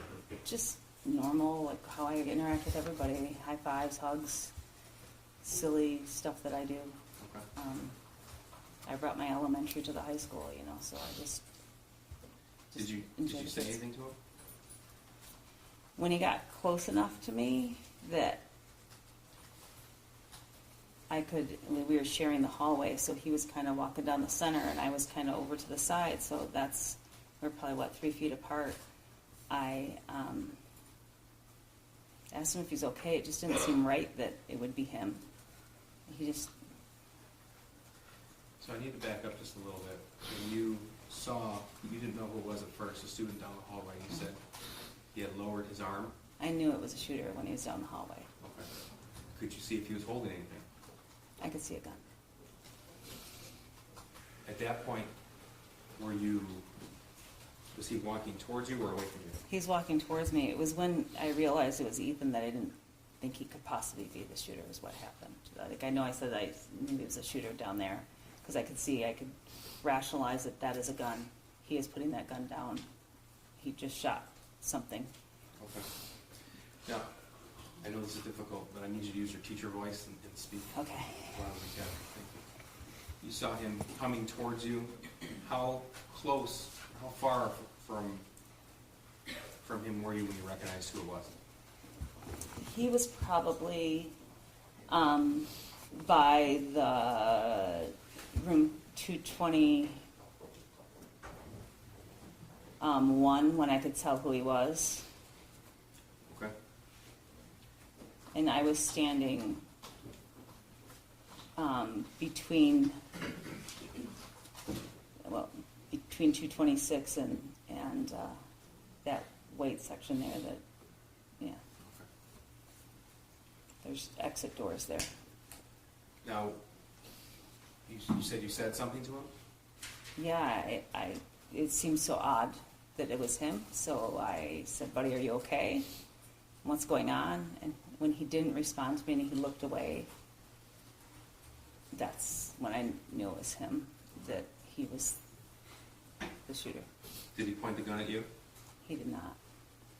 What did you do at that point? I got on the walkie and I told my team that I have eyes on a shooter and I have a victim. Now this hallway, 200 hallway, there's a curve to it. Yeah, yes. And he was walking, if we follow the mouse cursor here, he's walking down the 200 hallway towards 233 and 237, Yeah, he was walking that direction. that direction. Yes. Did you watch where he went? No. What did you do? There was a student who was injured, so I went to him. I didn't. Okay. I knew he needed me. He has, I know you're aware, but there's been certain rulings by the court, so just in general terms, did you render aid to that student? I did. Could you tell if he was injured at that point? Yes. Did you recognize him? Yeah, I knew it was another one of my students from Lakeville. Tate Near. It just took my breath away.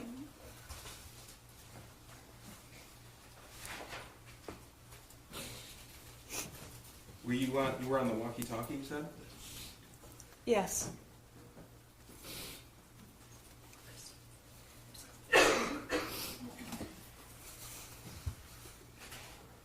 So I let them know I had eyes on the shooter and that I had a victim. Kurt News asked me where I was. It's probably the biggest hallway we have, and I said I was in the 200 hallway. Kurt let me know that's a very big hallway and needed more direction.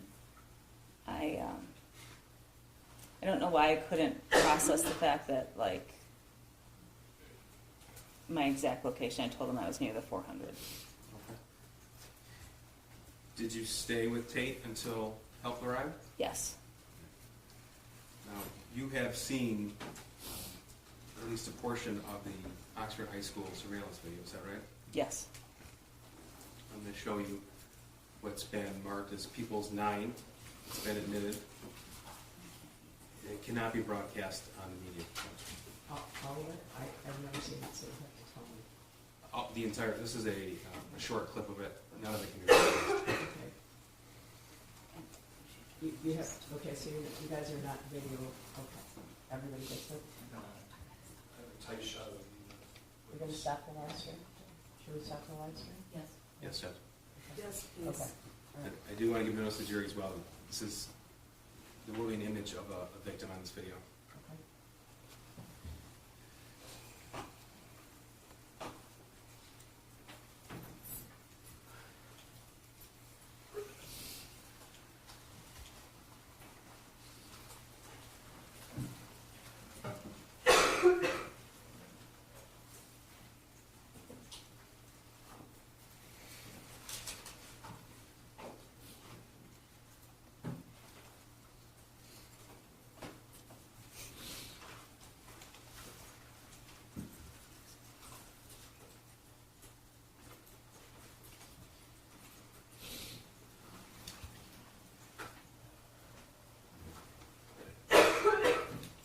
Christy, tell us when we see you. I am approaching right in the yellow jacket there, the gold jacket. For the record, this is at 12:51 p.m. on November the 30th.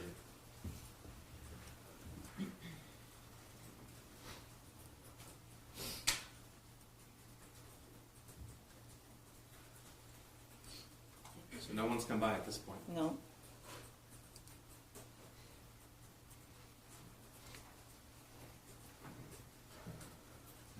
I forgot about, that's when he came by. He said, "Get the hell out of here." I don't know if you could see him running through there. The first student? And you see more students running. These kids are kind of laughing, and then you'll see me stopping. There we go. There's my walkie. You're walking down the And middle I'm hallway there? walking towards the direction that the kids told me. They clear the hallways very, very, very fast.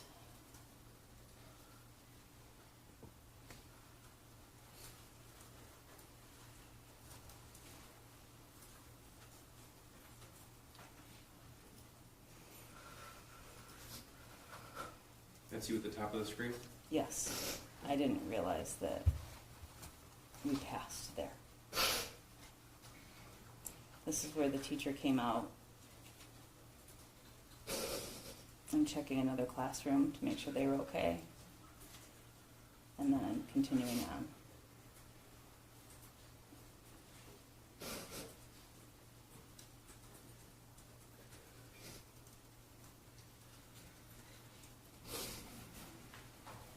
This is where I'm saying, that's when I stepped aside, that's when I said I had eyes on the shooter, because he flinched a little bit, or at least in my perception that he did. This is where I moved the garbage Tate on the can. ground? That's Tate. When I'm talking on the walkie, I try to step back a little bit because I think it threw Ethan off a little. And so there he is coming up to me. And I start talking to him here.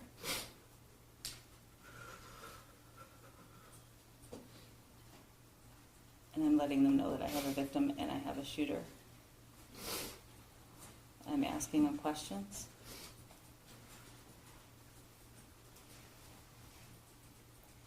And I just I turned my back on him and I came back to Tate because I didn't know it was Tate then. And then that's what right there is when I know it's Tate.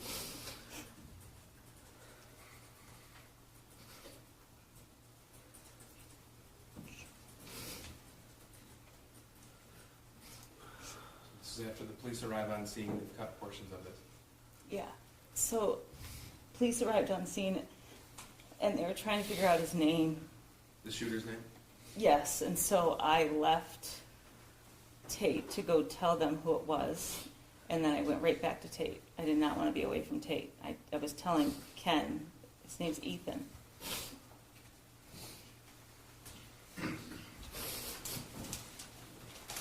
Thank you for your statement. We're going to hit cross, you can resume, they can resume the live stream, right? Is that, Yes, sir. I'm sorry, is the prosecution further Yes. I'm sorry, I really can't think straight. oh, yeah, I think he said that he's Yes. finished, yeah. Okay. I have no questions for you, I'm sorry. Thank you. Thank you. Can this witness be excused, Your Honor? Yes, you can sit down and you're excused. Thank you.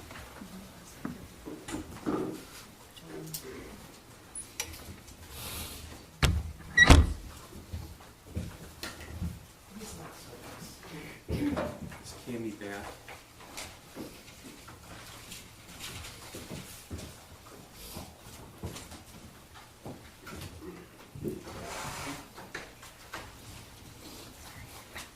Is there any way we can have like a minute? Say it again. I'm like so sorry. Can we just have a minute, like a break or can we have a 10-minute break, please? Oh, sure. Sure, I'm gonna give you a 10-minute break, okay? All rise for the jury.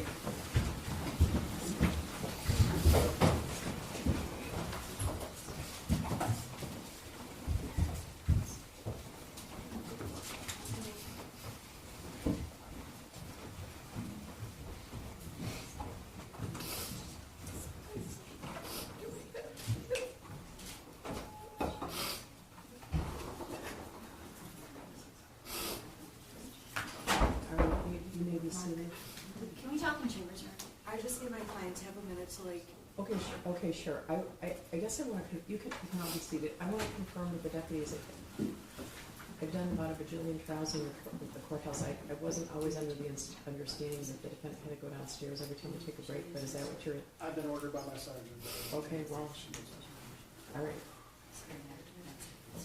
Okay, so you have to take her downstairs right now. Is that accurate? Yes, ma'am. Okay. All right, so we're gonna have about a 10-minute break. thank you. All right. Is there something you want? Yes. Yep. Okay, Yes, are we on the record? Can we go on the record, Your Honor? are we on the? You can go back on there. Okay. You want to be on the record? Yes. Okay. You can be seated. Okay. You are on the record. And Your Honor, this court, upon the defense's request, instructed the prosecutors not to show emotion. You instructed the prosecutors to tell our witnesses not to show emotion. And you instructed us to let our victims I know. don't think that's actually what I it says. understand the ruling, Your Honor, I do. You're concerned about influence of the jury. I take no issue with it, but it was a difficult thing. It's difficult, and we're doing it. And then to have not just the defendant, her lawyer sit there sobbing so that I did not sob. I just want to finish, Your Honor. I just want to finish. I think if that is the instruction, we are trying really hard to respect the court's instruction because I understand the reason for it. Okay, I didn't tell people not to show emotion. Some of that is involuntary. But there have been times in this courtroom during trials when people will show facial expressions or things like that, or make comments. I understand, this is a very emotional situation for everyone here, right? If someone was audibly sobbing in the audience, I would hope that they would exit. And as you said, you know the reason for it. I didn't tell anybody not to show emotion. I guess some emotion is involuntary, so I guess I'm asking what you're asking of me. I think it should apply to both sides. It Your Honor, should. first of all, I was not sobbing, and this is horrific. This is horrific. I've never seen this before. It's horrific. That's why we asked the court not to play it. This is horrific. I don't know how the prosecutors. She's watched it 100 times with these witnesses. It's horrific. You've had this video for over 2 years. I don't know. I don't have this video. I have to go to their office to watch it. You've seen it. No, I haven't, because it's not necessary. It's not relevant to my client's case. We've already litigated this, but we're doing our best. We were not sobbing or making a scene in any way. All my eye makeup's still on. I checked my camera. I'm not having. I need to run to the bathroom. I need a break. Okay, we're having a break. That's what we're doing. And you're gonna keep your voices down because I'm sorry. the walls are cardboard in here. So I'm sorry. okay, all right. Everyone here is human, right? Everyone here is human. I understand that. I'm striving really hard to take both sides of fair trial, and if people don't at least try to check themselves, to exit if it's that excruciating, which I know it is. I'm not a robot. I'm trying to keep myself from sobbing. I'll do it at 6 o'clock tonight, okay? I appreciate that, Your Honor. That's all I'm asking. Okay. That's all I'm Your Honor, asking. we don't have the option to leave the courtroom. We're trying our best. We're trying. I promise you, we are trying our best. All right. Thank you. Everybody needs to take a deep breath. She has to go downstairs, right? And we're going to call you right, have her come right. How long do you think the next witness is? I'm bringing lunch in for the Next witness is Cammy back. I anticipate very brief questioning. Okay, because I'm having their lunch delivered so they don't have to commingle with people in the cafeteria. It should be less than 30 minutes, so Okay, it'll work out. All right. Are we going to break then after that witness? Yes. Okay, thank you. Yes. All right. I apologize. No, it's natural. It's horrifying. It's horrifying. It is horrifying. We're trying. We're trying. Okay. We'll keep trying. All right.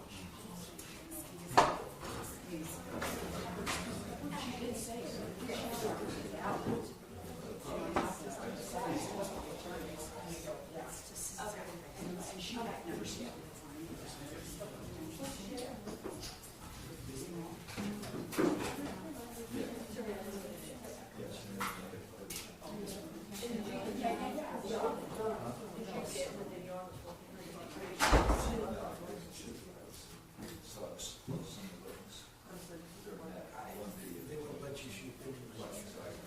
Okay, so the court asks.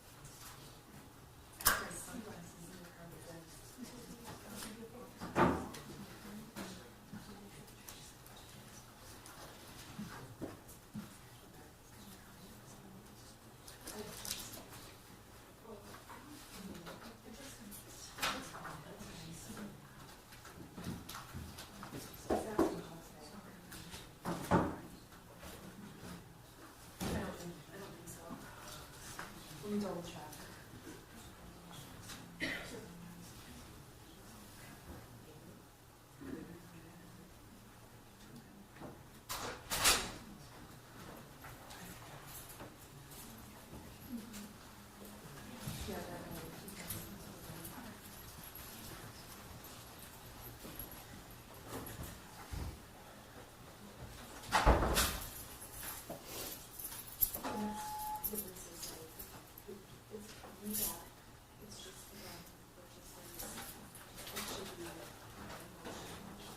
All right. All right,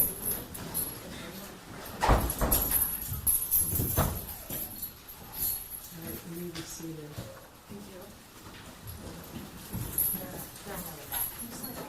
I don't know where they keep going.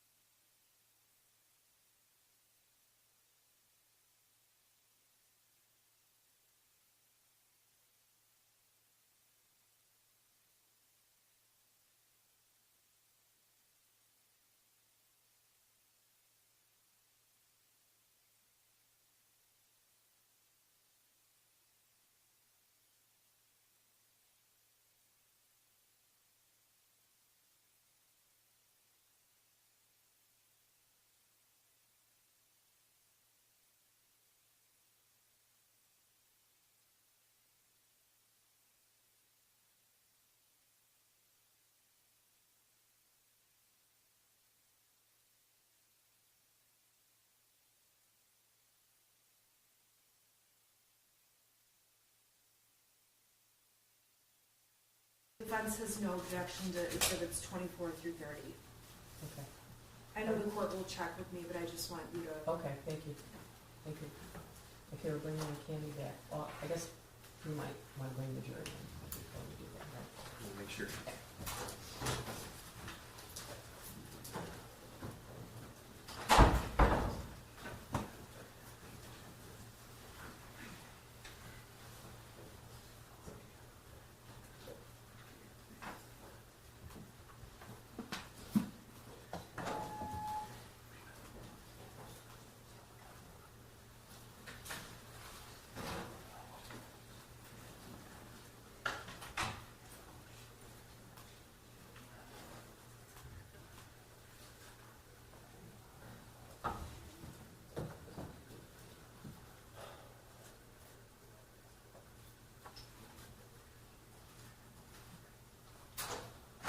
All rise for the jury.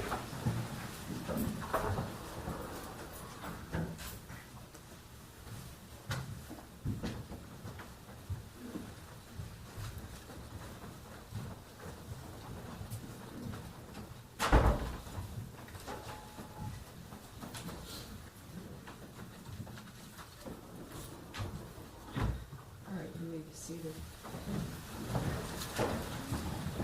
Custody, who's the next witness? Thank you, Ms. Cammy back.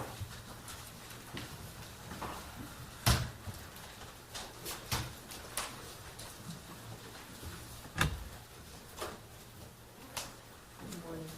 Good morning. Could you raise your right hand? Do you swear to affirm the testimony about the witness, the truth, so help you God? Yes, ma'am. Okay, you can be seated, and then would you state your name for the record and spell your first and last name? Cammy back, And spell your first and last name, please. Cammyback. Go ahead, prosecutor. Thank you. Ms. Back, I'm going to ask you to keep your voice nice and loud for me, okay? Okay, Now, is it true, miss, that you work at a retail store that sells firearms? yes, And that's in Oxford, Michigan? yes, Okay. How long have you worked there? 4 years. Okay. What's your current title? Office manager? Have you always been the office manager? No, As office manager, do you assist with gun sales? yes I do. Okay. And what did you do before you became the office manager? I was a counter. I'm sorry? I worked the counter, Okay, the counter? yes, Okay, so you would deal with customers? yes, And you're familiar with the procedure when someone purchases a firearm? yes, Okay. Now, there is a specific process when somebody purchases a handgun, is that correct? yes. Could you tell us a little bit about that, please? So when you come in to purchase a firearm, whether it's a handgun or a long gun, we have to have your ID. You have to fill out a 4473. What's that? It's a federal firearms form for the Okay. customer. Once that is done, myself or whoever will run a NICS check on the computer. Okay, can you tell us what that is? That is where you send it over to, I just lost my train of thought. To the FBI, and then Okay. they take it from there. Okay. Do you know what happens with that when you I send do it to the not. FBI? Nope, So you take this information in, and the customer fills out certain forms, and you send that off? yes. Okay. And how long does that process usually take? Sometimes it could take seconds, sometimes it could take up to 30 minutes Okay. or longer. Is someone able to walk in and buy a firearm, or to buy a firearm and walk out with that gun purchase that day? As long as they pass the background check, As long as everything checks out? yes. Now, what happens if things don't check out, or if there's some kind of delay? Does that ever happen? Yes. Okay, and tell me about that. So, if a customer is delayed, we are giving them a Brady date, which is 5 days. Within those 5 days, the NICS check could come back as a proceed, or it could come back as a denied. After 5 days, if there's no response, then we are allowed to hand the firearm over to the customer. Okay. Do you know the circumstances in the background why somebody might be approved or denied? I do not. Okay. Now, when the store you work at sells a firearm, do you also provide a ATF pamphlet on handgun safety? Yes. Is that with every handgun purchase? With every handgun, yes. Okay. And tell me about that pamphlet, please. What kind of information is contained in there? It just states the do's and the don'ts as far as, you know, when you buy a firearm, child safety, how to lock it, just to pretty much keep your firearm safe and out of the hands of, you know, anyone that doesn't need to have it. Okay. And that is provided by the ATF? Yes, Okay. That's the Bureau of Alcohol, Tobacco, and Firearms? yes, All right. Does your store also provide a trigger lock statement? yes, Okay. And is that one of the standard forms that has to come with the firearms purchase? yes. And tell me what that is, please. So it's just the trigger lock form. We take and we make sure we check the box that it has the lock in the box and that it has a box that can be locked. Okay. Now, we say the lock in the box. What do you mean by that? The trigger lock. Okay, so when your store sells a firearm, you also provide a lock with it. Yes, Okay. And that's not an actual gun safe, correct? That's a smaller locking device. yes, All right. And that happens with every handgun sale from your store? yes. I'd like to direct your attention to November the 26th of 2021. Do you remember that day? I do. Okay. And were you working? Yes, I was. Did you, well, first of all, I should ask you, as office manager and someone who's been employed at the store for 4 years, every time a firearm is sold, is there a receipt kept? Yes, Okay. On November the 26th, 2021, did you sell a handgun to James Crumbley? I did. Okay. And was he there with somebody else during that purchase? Yes, he was. Okay. Was it an adult or was it a teenager? Teenager. Okay. Did you come to learn who that person was? Later, yes. Okay. And you came to learn that it was the defendant's 15-year-old son? Yes, sir. Okay. But you didn't know that at the time? No, I did not. Okay. Now, during the purchase between yourself and James Crumbley, did his son do anything? Never. Okay, so he was there, present, but he didn't interact with you. No. I'd like to direct your attention also to June the 15th, 2021. Did James Crumbley make another purchase of a firearm that day? That I cannot say. Okay. If I showed you receipts, would that refresh your memory, you think? Yes. Okay. So what I'm going to do is go through some exhibits with you. They'll be on the screen in front of you. These are all stipulated to. Can you see that? Yes. Okay. This is Exhibit 24. This is, do you recognize this as a receipt from the store you work at? Yes. Okay. This is June the 15th, 2021. Do you see the date? Yes. All right. And the purchaser is James Robert Crumbley, Yes. and it has his address, and it has the item purchase, and that's a Cobra Classic for $180 total. Yes. And that's actually a 22 Derringer pistol, is that correct? Yes. 24 has been admitted, I believe, with stipulation. I believe that Ms. Smith was going to stipulate to 24 to 30, is that accurate? That's correct. 24, 25, 26, 27, 28, 29, and 30 are admitted, so. Thank you, Jeff. This is Exhibit 25 right here. It says pistol sales record. Can you tell us about that, please? So each time that a pistol is sold, we have to provide the customer with a pistol record. They are given those and they are instructed to have those dropped within 10 days of the purchase. Okay. Now, this has a description of the pistol, is that right? Yes. So it says, this is the Cobra Classic, we just saw the receipt for. Do you see that on there? Yes. Okay, and it says pistol shot in the number 2. What does that mean? It's a 2-shot. Okay, so it's a small handgun, Yes. and barrel length 2.25. Is that in inches? Yes. Okay.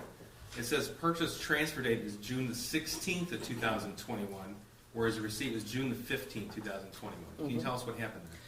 So I believe that Mr. Crumbley may have gotten a delay on June 15th, and he had a proceed either later in the day on June 15th, or he may have gotten a proceed early morning on June 16th. Okay, and that's because there's some kind of delay in the background information? Yes.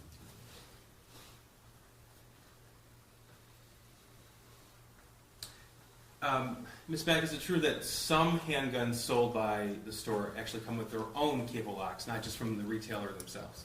Yes, Okay, so whereas on November the 26th, you provided a lock, not every handgun has to be provided a lock by your store. yes Because it the- does. Because the manufacturer gives the lock Yes. themselves. Okay, so I don't think that was clear, so I just want to back up for a second. So, some guns that come in from the manufacturer do not provide locks. We Okay. have to provide those. Got it. Sorry. Okay, no, that's okay. No, Okay. that's my fault, not yours. The 6 Hour, for example, they do not provide their own locks, is that right? Some they do, some they do not. Okay, and if they don't, then you would fill in that gap. Yes, All right. Now, this is Exhibit 26. This is a receipt, James Robert Crumbley, June the 16th. And this is the Caltech P17 22 LR, total price $349. Do you see that? yes, Okay, this is Exhibit 26. And again, this is June the 16th. That's the day that he would have received the Derringer. Would that be Yes. right? Okay. And here's Exhibit 27, which is the actual pistol sales record. And again, purchase transfer date June 17th of 21. So there was a delay in this purchase as well? yes, Okay. And this description is, it's a 16 shot, barrel length is 3.8 inches. yes, So it's bigger than the Derringer. yes.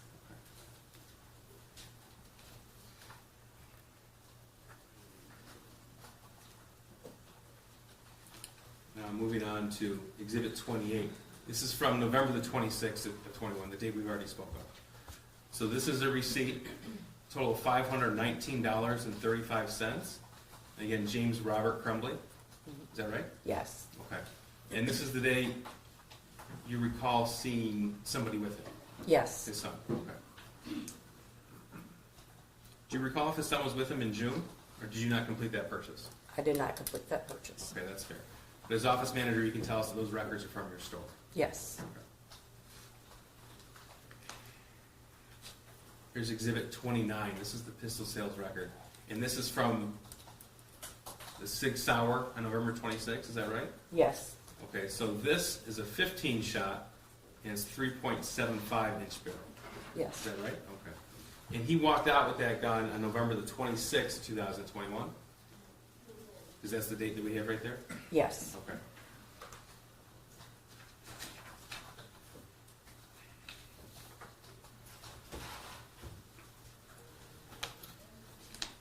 Now, hypothetically speaking, if there was a 15-year-old who walked in your store and tried to buy a handgun, would you let him? Absolutely not. Okay, that would be illegal, right? Yes, Here's Exhibit 30. This is a portion of the firearms transaction record. I think you referred to it as a 4473. Do you recognize this? yes, Okay. And was this provided, this was filled out by James Crumbley? yes. Okay. And what's the purpose of this form here? That is to keep a record for ATF for all firearms that are sold. So there's certain boxes are checked here, and the condition of the gun is notified. In this case, it was used. Yes, Okay. And the purchaser has to assert certain things before he can walk out with that gun. Is that right? yes,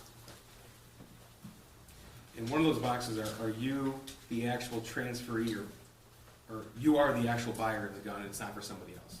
right, Because it is not legal for someone to buy a gun for somebody else through your store, correct? no, it is. Well, that person has to come in and fill out this paperwork, that be right? Yes. Right. So it would not be legal for a adult, for example, to check this box that the gun is for himself and then transfer it to a child. Yes.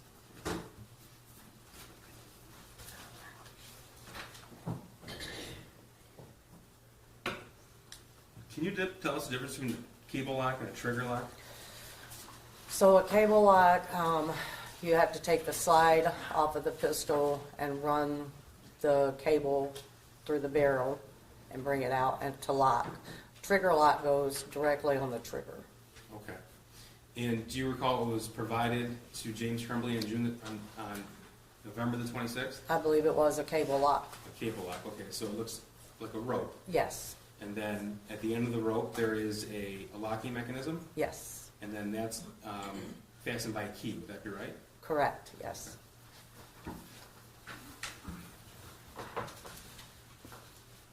There's some firearms that can't be secured with a cable lock versus trigger lock, or is it unique to certain guns that you need one versus the other? I don't believe so. Okay. Does your store always provide either a cable lock or trigger lock, or does it depend? We provide both. Both? Okay. Yes. But on this particular occasion, on November of 2021, it was a cable lock. It was a cable lock, yes.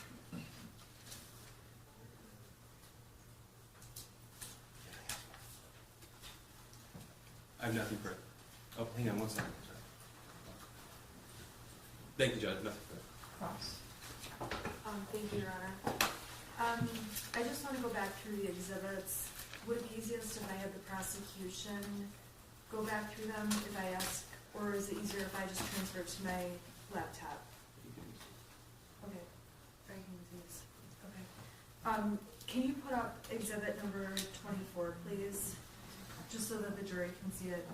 And if you want, I can put it on my computer. I have them. We have another flash drive, don't we, that we provided to the defense? I have them on my computer. Do you want me to take the reins and use my laptop? Yes. Yes. Okay. Your Honor, we just need to switch this over then. Hit that button, and then I've got to plug in my.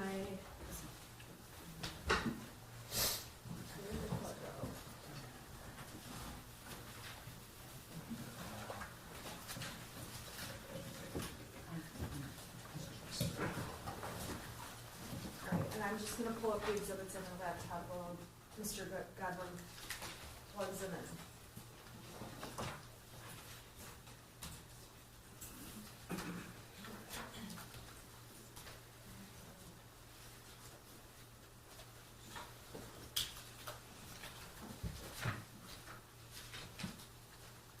Okay. Good afternoon. My name is Shannon Smith and I represent Mrs. Crumbley. I'm going to ask a couple of questions, and if I ask anything confusing, can you please just slow me down and let me know? Sure. Okay, thank you. It's not my job to confuse you. I want to make sure you understand each question I ask. Okay. The first exhibit the prosecution showed, Exhibit 24, which was admitted, is a receipt for a Derringer gun. And I just want to be clear that Derringer gun was purchased by James Crumbley, correct? I cannot say. If you look at the receipt, By the receipt, yes. okay, so by the receipt, it indicates James Crumbley purchased the weapon, Mhm. and Is it it's, yes? Yes, I'm sorry. and it's fair to say that Jennifer Crumbley's name does not appear anywhere on that receipt. No.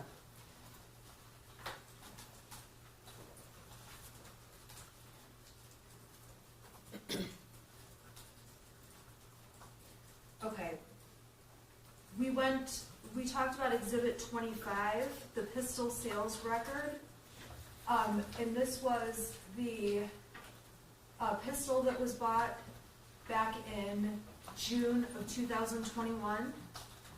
On this receipt, or I'm sorry, on this pistol sales record, James Crumbley is the person who purchased this pistol. Is that correct? Yes. Jennifer Crumbley's name does not appear anywhere on this pistol sales receipt, correct? I'm sorry? No. Thank you.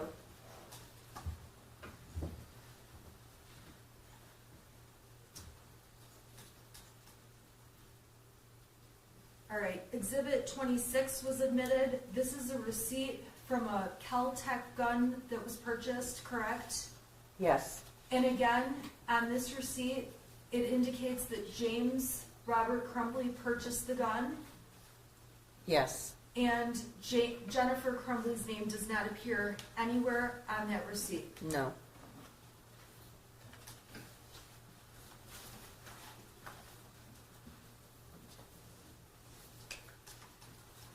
All right, I'm turning to Exhibit 27, which was admitted. This is the pistol sales receipt from the Caltech that we just talked about in the prior receipt. I'm sorry, this is the sales record. The sales record indicates James Crumbley bought this gun, Yes, okay? And Jennifer Crumbley's name is not listed as the purchaser, or she's not anywhere on this record, correct? yes,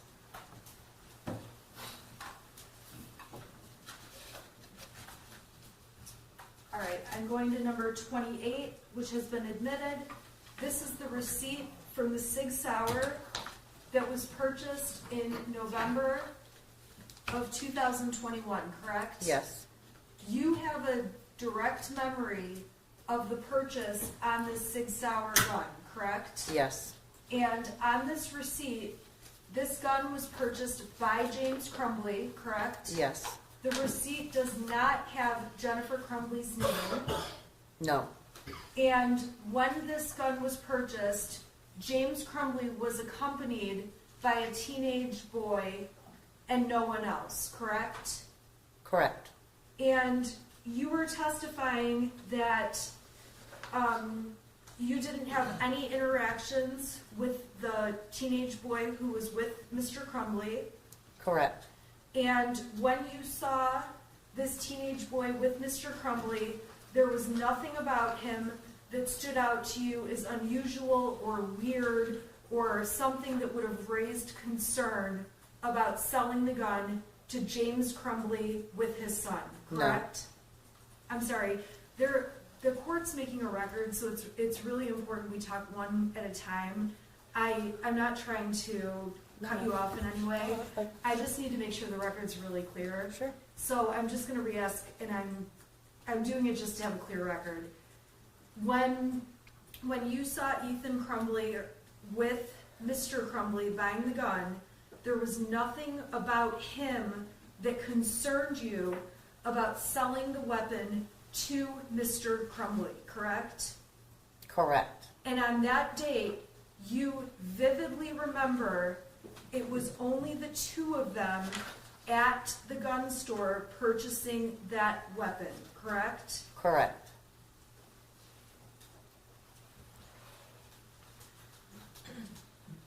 And again, on Exhibit 29, this is the pistol sales receipt.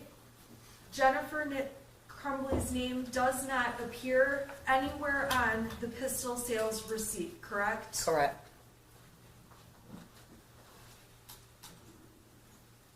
And I'm going to open Exhibit 30, which has been admitted. This is the firearms transaction receipt. This is specific to the November gun that was purchased, the Sig Sauer, correct? yes, And on this form, James Crumbley is the only adult that filled out this form, correct? yes, Jennifer Crumbley's name does not appear anywhere on this form. no, And the information provided was all provided by James Crumbley, correct? correct, And you cannot sell a weapon to a 15-year-old who walks into your store if they came in and wanted to buy a gun, correct? correct, And if you don't know the answers to these questions, I can ask someone else, but I'm going to ask you.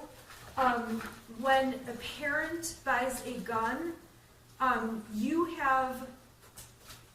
parent has a right to take their child to a shooting range, correct? yes, A parent has a right to take their child hunting, correct? yes, A parent has a right, when they own a gun, to allow their child to use the gun at things like a gun range or hunting or along those lines, correct? yes,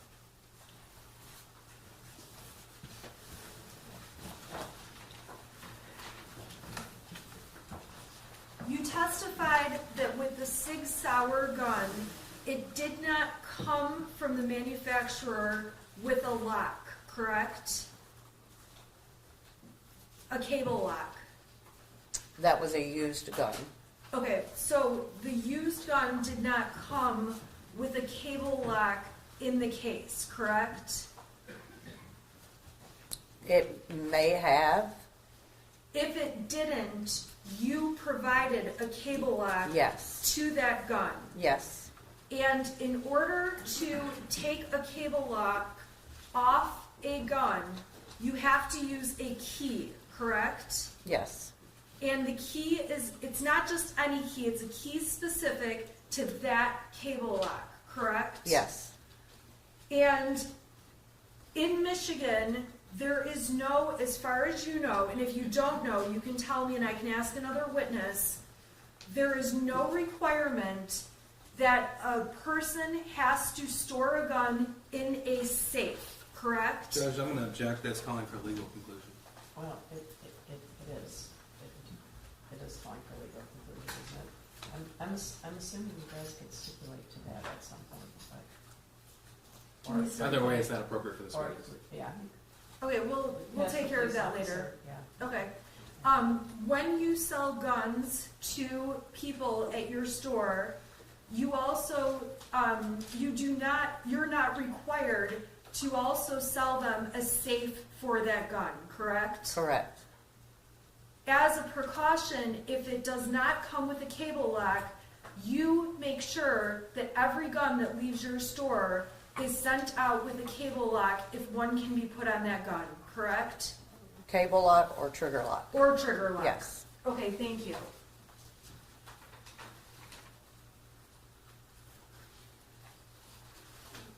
There is not any time that you recall seeing Mrs. Crumbley at the store looking at guns, considering buying a gun, anything along those lines, correct? correct, And of course, I don't expect your memory's perfect. I'm just asking by recollection, you don't recall that Mrs. Crumbley was in there.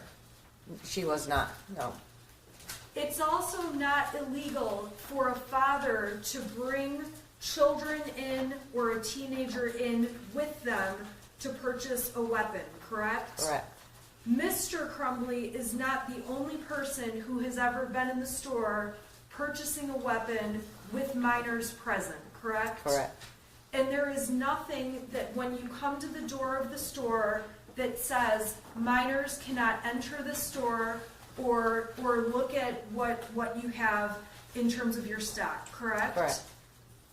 May I have just a minute? Sure.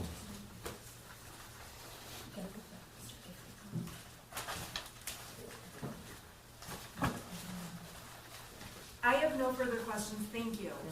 Just very briefly. Okay. Ms. Mack, I'm just gonna clear a few things up. I'm afraid I wasn't terribly clear with some Sure. things. First of all, after the shooting in Oxford High School, agents from the ATF, they came and spoke with you, would that be right? Yes, Okay. And ATF, that's the government agency that sort of regulates the the firearms transactions. yes, Okay, at least to your understanding. yes, Okay. And when you, well, first of all, let me ask you this. Do you recall on November the 26th when that Sig Sauer was sold to James Crumbley, if he shopped around at all or if he went right to that gun? he went right to that gun, And did he make any statements about that?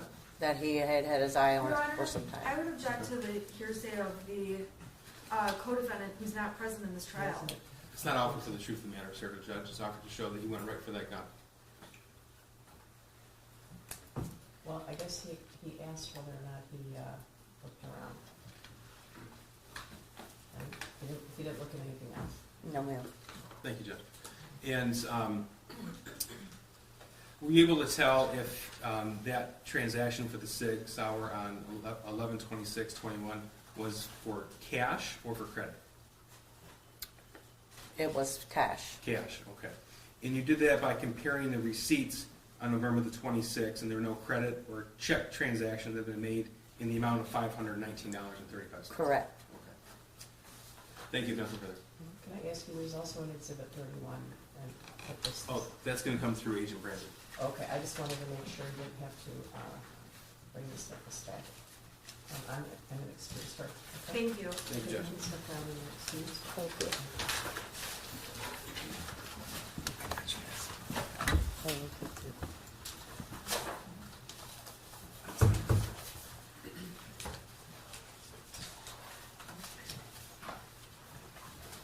Your lunch is here.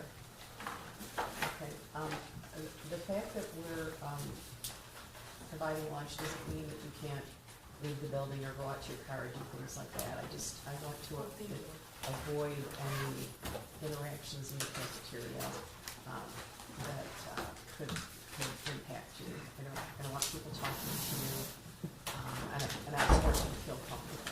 All right. So your lunch is in the cafeteria. As an hour. We'll come back at about. You can return to the jury room at 10 if you want. Your lunches are in the jury room. Don't discuss the case with anybody. Don't do any research. Don't go on Facebook. Don't read any news on your phone or computer or otherwise. And don't discuss the case with anybody. And we'll be back at about 10 if you want. Okay. All right, for the jury.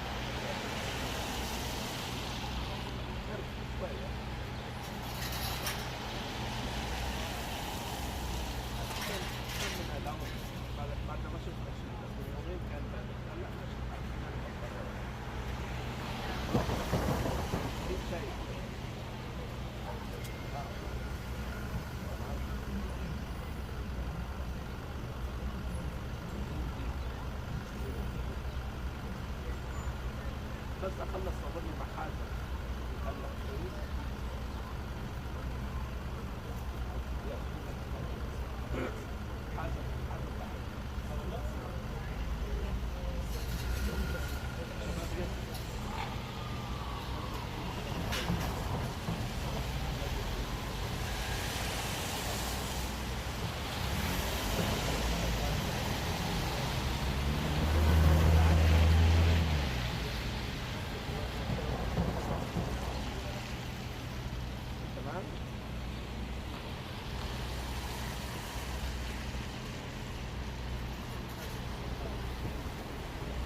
نبعد شوي بيقول محمد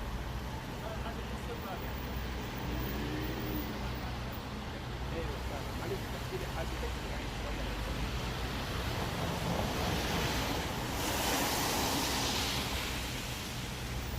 وطي غير المايك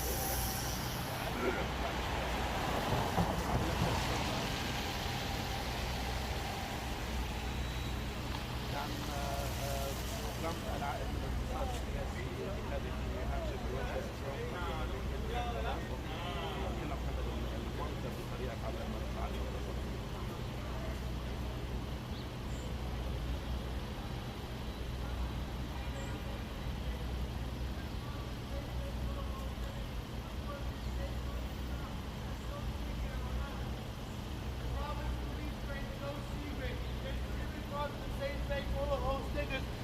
The same car that he shot. That's Joe Segrave in Rhode Island. The Providence Police framed Joe Segrave.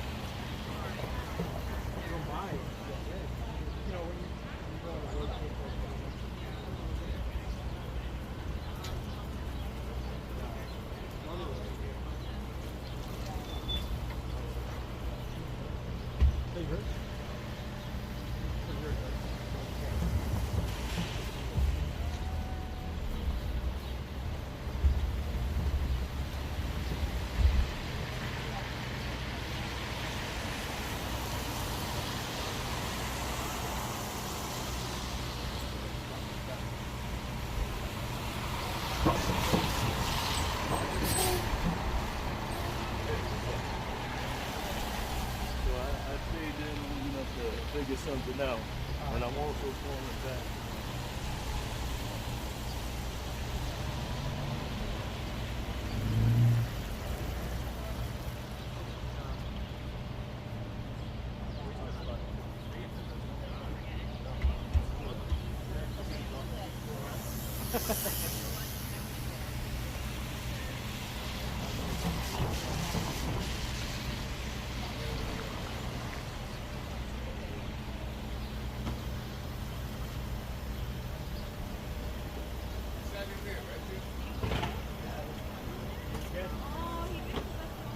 You're into that. I don't disagree. No offense. You're decent.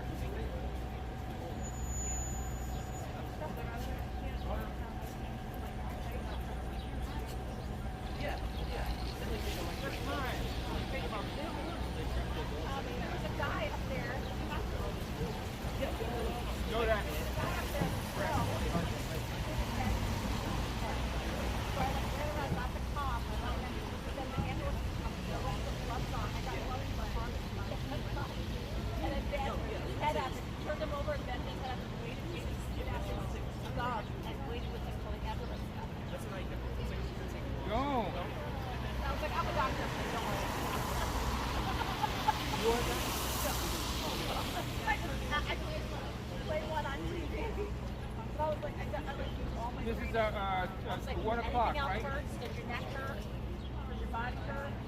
Got to be gone?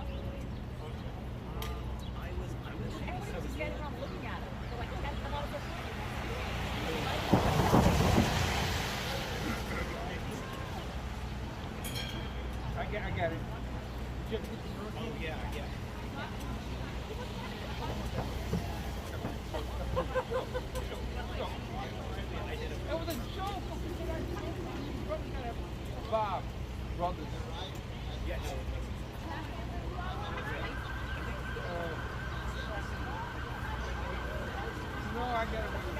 There you go, girl. You are so promising.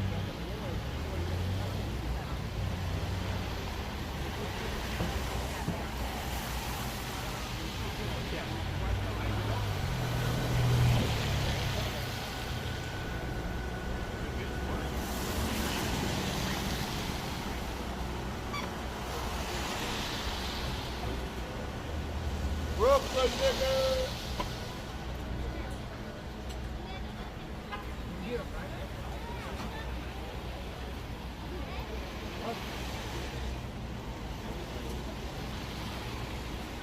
Nothing. Just down there. Down there. Don't you get down,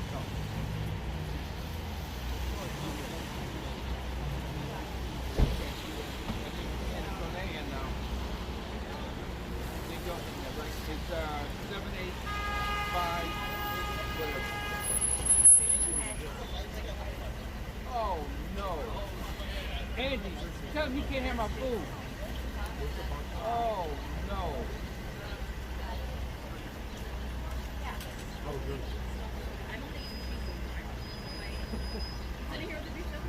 You ain't eating my food today.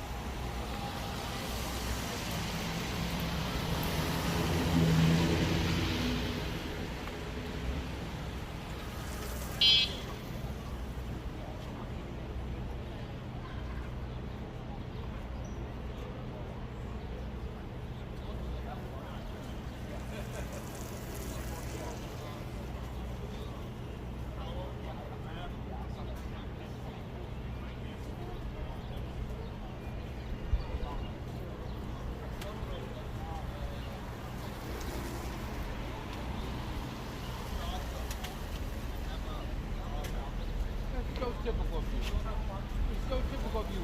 I'm gonna go have lunch.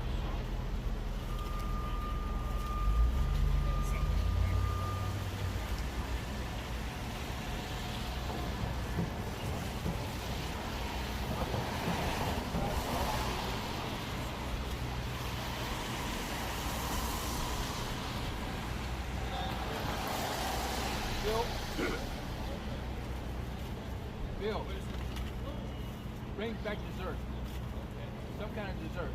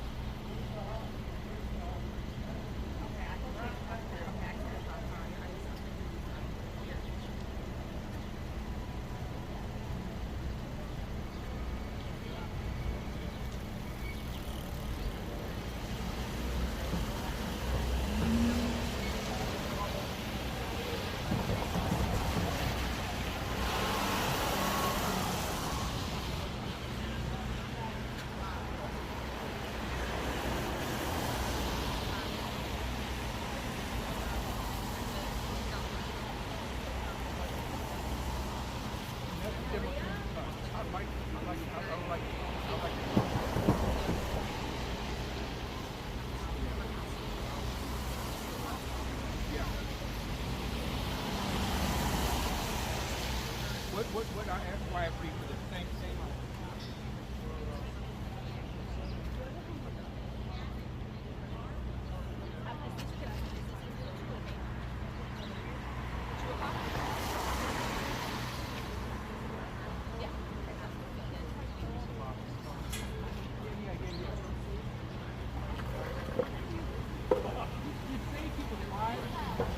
Is there anything I can't do? Want the audio? I have no idea. That's fine. I have the feeling tonight. And I actually think that makes me oh my god. I just got it. This phone went off. Oh, nobody's supposed to have a phone. Oh. I used to.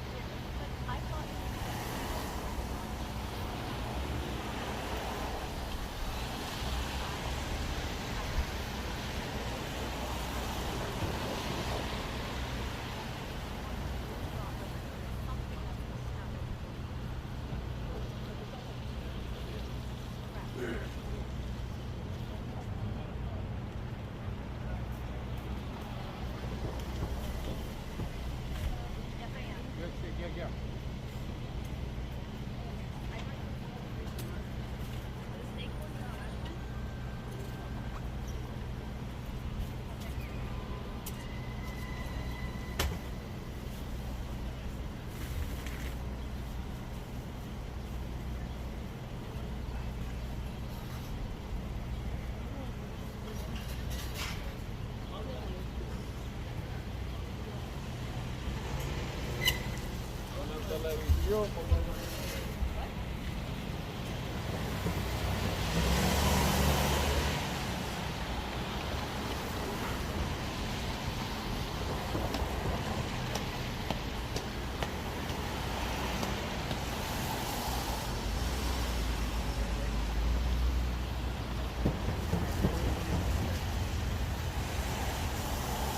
By 5, they told me if I go into the department by 8:30, I will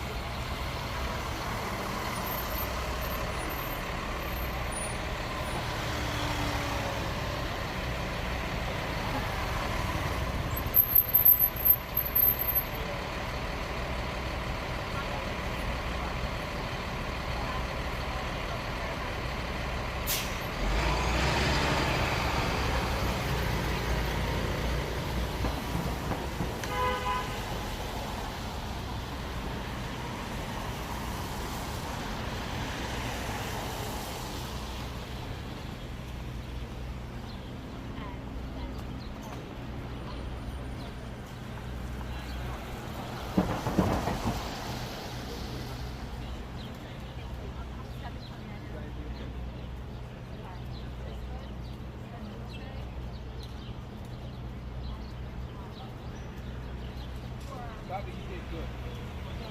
You did good, Bobby.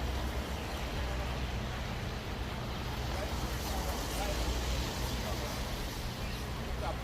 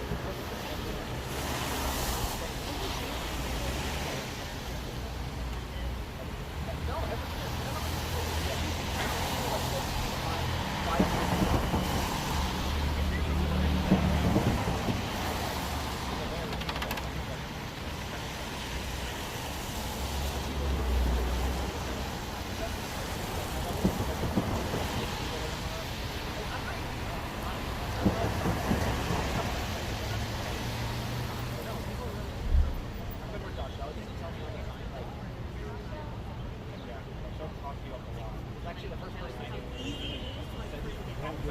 Especially because hours and hours. You think it's you would come down to 2 and then come back to 4?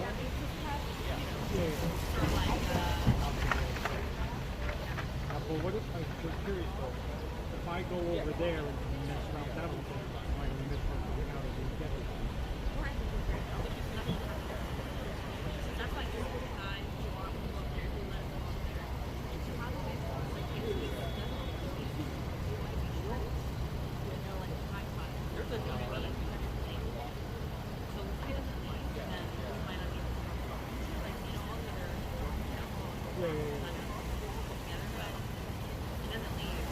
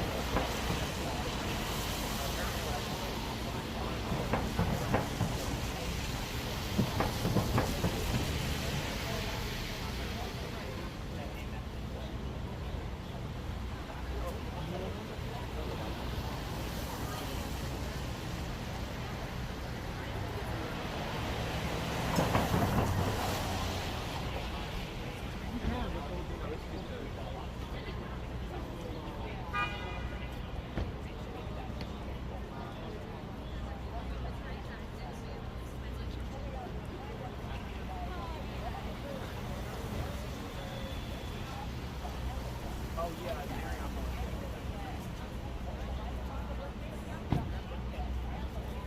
going that side door?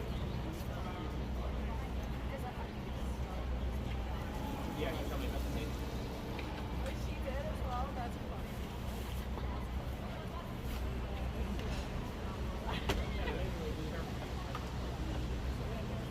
She told me about the crowd.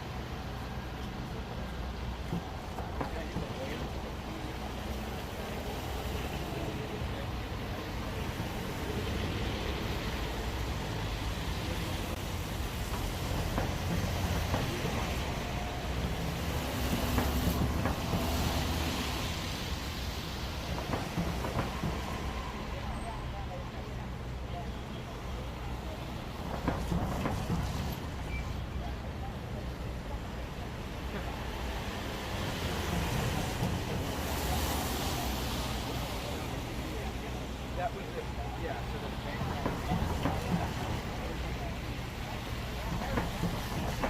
yeah, that's so that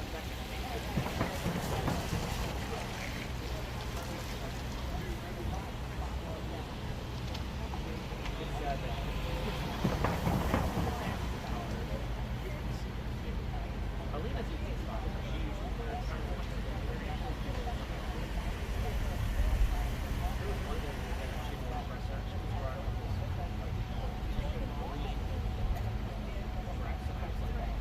so bright.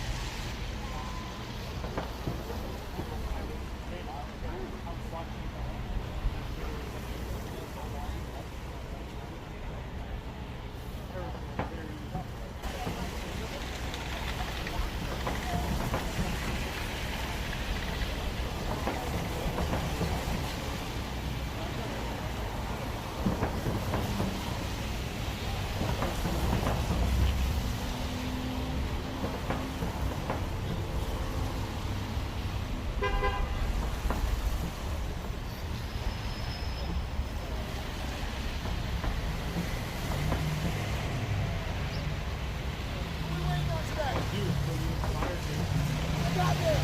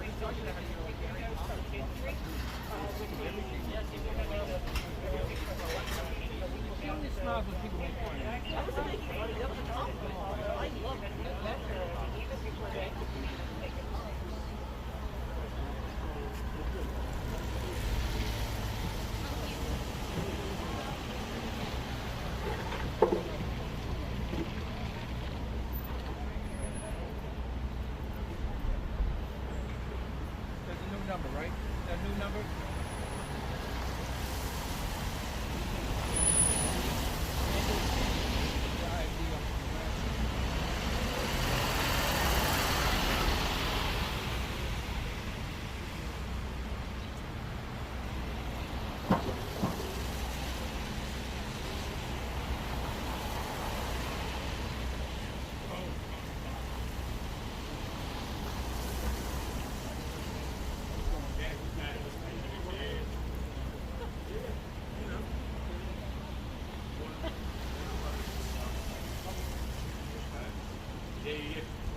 What, fiber? I already heard. What did it?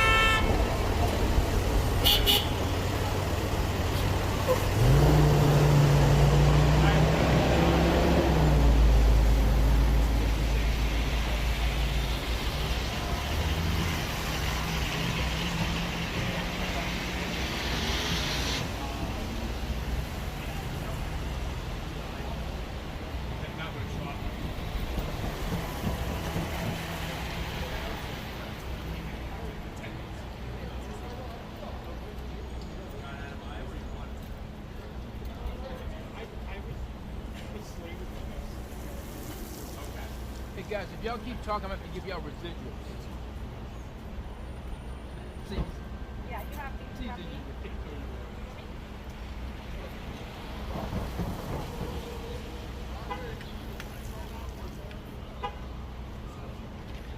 For what? For this? Trump's about to testify?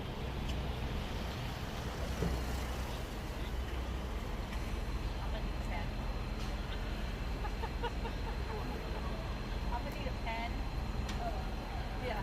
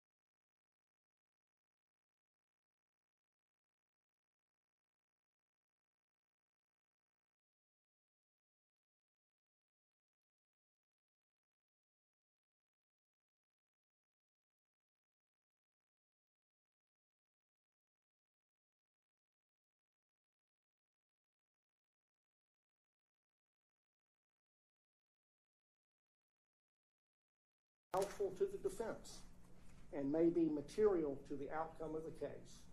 And we believe that is true whether TUI clearance was granted or refused, and I will explain that. If it was denied, it will tell us if the key witnesses to prove the state's case against Mr. Clark are available to testify at all. And if they are not available to testify at all, that would mean the state would be unable to prove their case against Mr. Clark. And obviously that would be material and helpful to the defense. I don't know if that's the case, but we have reason to believe that it might be, which I will explain.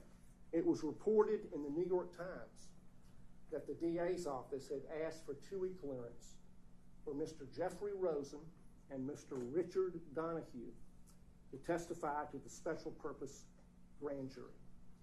Mr. Rosen was the acting Attorney General of the United States at the times relevant to the charge, and Mr. Donahue had a much more complicated title, but he was number 2 at the Justice Department. So the New York Times said the DA's office asked for TUI clearance for those gentlemen and was refused. We attached that article to our motion.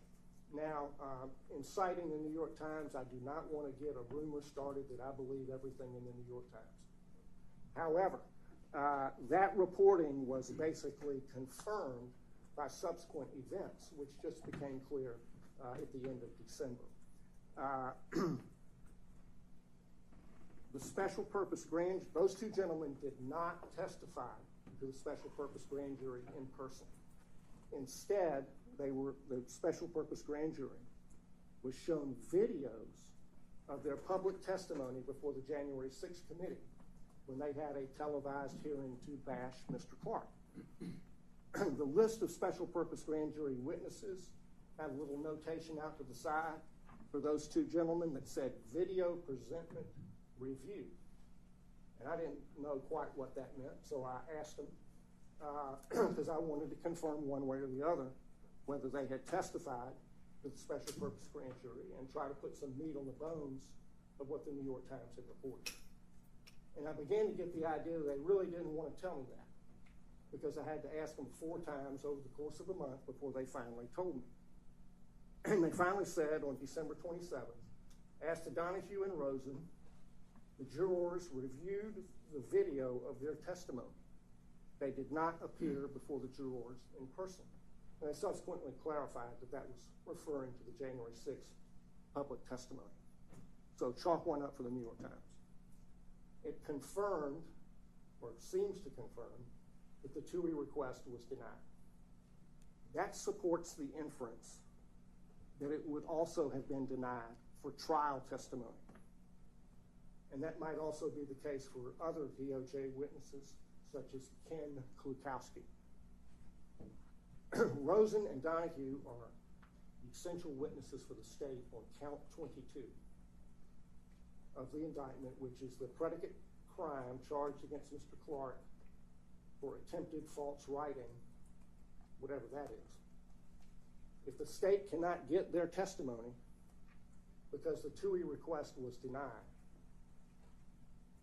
the state will not be able to prove their case on that charge and maybe count 1 as well. Knowing that, of course, would be helpful to us, materially affect the outcome of the case. So we're entitled to it. The correspondence is not privileged, so we're asking you to order that. So let me talk for just a second about what if it was granted versus if it was denied. If it was granted, the privileges are still reserved, often. They might have reserved for executive privilege, law enforcement privilege, and classified information. Those would be very significant points for our case, for our defense, because we are asserting all of those privileges as part of our defense. The conduct alleged against Mr. Clark relates to discussions that he had, allegedly had, with the number 1 and number 2 officials at the Department of Justice about whether and to what extent to assert Article 2 law enforcement authorities. If those privilege limitations are set out in the TUI clearance letter, it would support our arguments on those privileges. And the same is true for any reservation with respect to national security information. If the government's witnesses are barred from testifying on those topics, these witnesses, Rosen, Donahue, Kukowski, or any other federal government witness, it would limit the state's ability to prove their case at a minimum. But it would also, and more importantly, limit Mr. Clark's defense. Because his defense relies on topics that are within the scope of those privileges. So those would all be very good reasons to deny the TUI request in this case.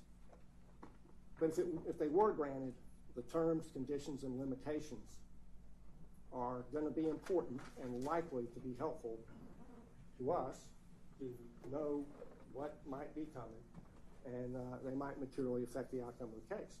Now, if the requests were denied, the reasons that would be given for the denial are also likely to be right in line with our arguments in this case. It stands to reason that and I don't know this, okay, but this is inference. The federal government might have denied the request based on federal supremacy and immunity doctrines in combination with the privileges that I have mentioned. It would be helpful to our federal supremacy and immunity arguments if the Department of Justice were taking the same position. Now, if their TUI requests were denied on those grounds, I could certainly see why they wouldn't want me to see it. But they should be required to produce them. If it was all in their favor, they'd be cramming it down my throat. So that is the argument on the TUI correspondence. And I'll now go to White House contacts unless you have questions, Your Honor. Yeah, let's dig into that a little bit, and maybe it'll make more sense to divide these up. So I certainly understand the legal strategy and the point of view you're coming from. What I'm less clear on is that there is a legal remedy at your disposal. So just kind of taking it step by step. Sure. Would you, I think you kind of hint at this in the motion, would you concede that as a statutory matter, these wouldn't fall under Georgia's statutory means of discovery? Is that fair to say? I think that's right. The language of those code sections is limited in a way that I don't think this can be fit into it. Okay. So we're solely in the ballpark of Brady. Brady and due process generally, Okay. Your Honor. And so then the first thing that I guess the hurdle to clear with Brady is when it becomes due. And so you cite some Ninth Circuit case law to me in your motion. Would you agree with me that the Ninth Circuit case law you cite is not applicable in Georgia? And in fact, Georgia's gone the other way. And, you know, if you're reduced to citing Ninth Circuit authority, then it means you can't find something else. So I concede that readily. Okay. So my argument is that it's exculpatory. This information is exculpatory. What's the definition of exculpatory? And Well, but before we can even get to that, we have to talk about when. And so purely on the issue of when, the Ninth Circuit says Brady becomes ripe before trial. Right. But from what I can see in Georgia, they've not extended it that far. They've always said Brady becomes due when trial starts. Is that your read of the land as well? Where does that leave us then? Well, I think to be fair in the case, I mean, the Brady doctrine originates in due process. Okay, so we're not in a stovepipe, we're in due process land. We have a motion deadline coming up. If the Department of Justice has told the DA's office, you can't have these witnesses because it is offensive to federal supremacy and immunity, that would be pretty good for us on the motion. And so to be fair to us, to give us due process of law, we should have access to that evidence. And that's evidence that would strongly support. I don't know what it says. It might say, you know, you got a free shot. But if it does say that, we would have arguments to make about that. And this was also something I think I brought up with Ms. Bernard last week, which is let's take out the complications of TUI and the federal guidelines. If this was just the type of murder case that we hear every week here in Fulton County, where a defense attorney says, I need to know whether the sole eyewitness is going to be there at trial next week, because if he's not, then we should roll forward because I don't need to take this generous deal the state's offering me. That would never be granted, would it? How is this any different than that? Because it would be a legal unavailability of the witness, as opposed to the witness has run away or the state is deciding whether to call them. I'm not asking you to take somebody on a may call list and tell me whether they're really a will call witness. I'm wanting to find out, is the witness available at all? Ever. And remind me with TUI, though, can that be decision revisited at any point? I mean, up until the day they're scheduled to testify, could the Justice Department say, we changed our mind, the witness is cleared? Well, I suppose they could. The federal supremacy would allow them to do that, but the federal supremacy issues in the case are significant for Mr. Court. And if they took the position they're not allowed to testify to a special purpose grand jury, there must be a reason for that. And I don't know what they said. I don't know what their thinking was, but it could certainly be any of the reasons that I've given. Mm-hmm. And if that was their reason then, what would change about any of that now? Okay, so the distinction you're saying is that this is more an issue of legal unavailability versus your run-of-the-mill case would just be logistical unavailability? Yeah.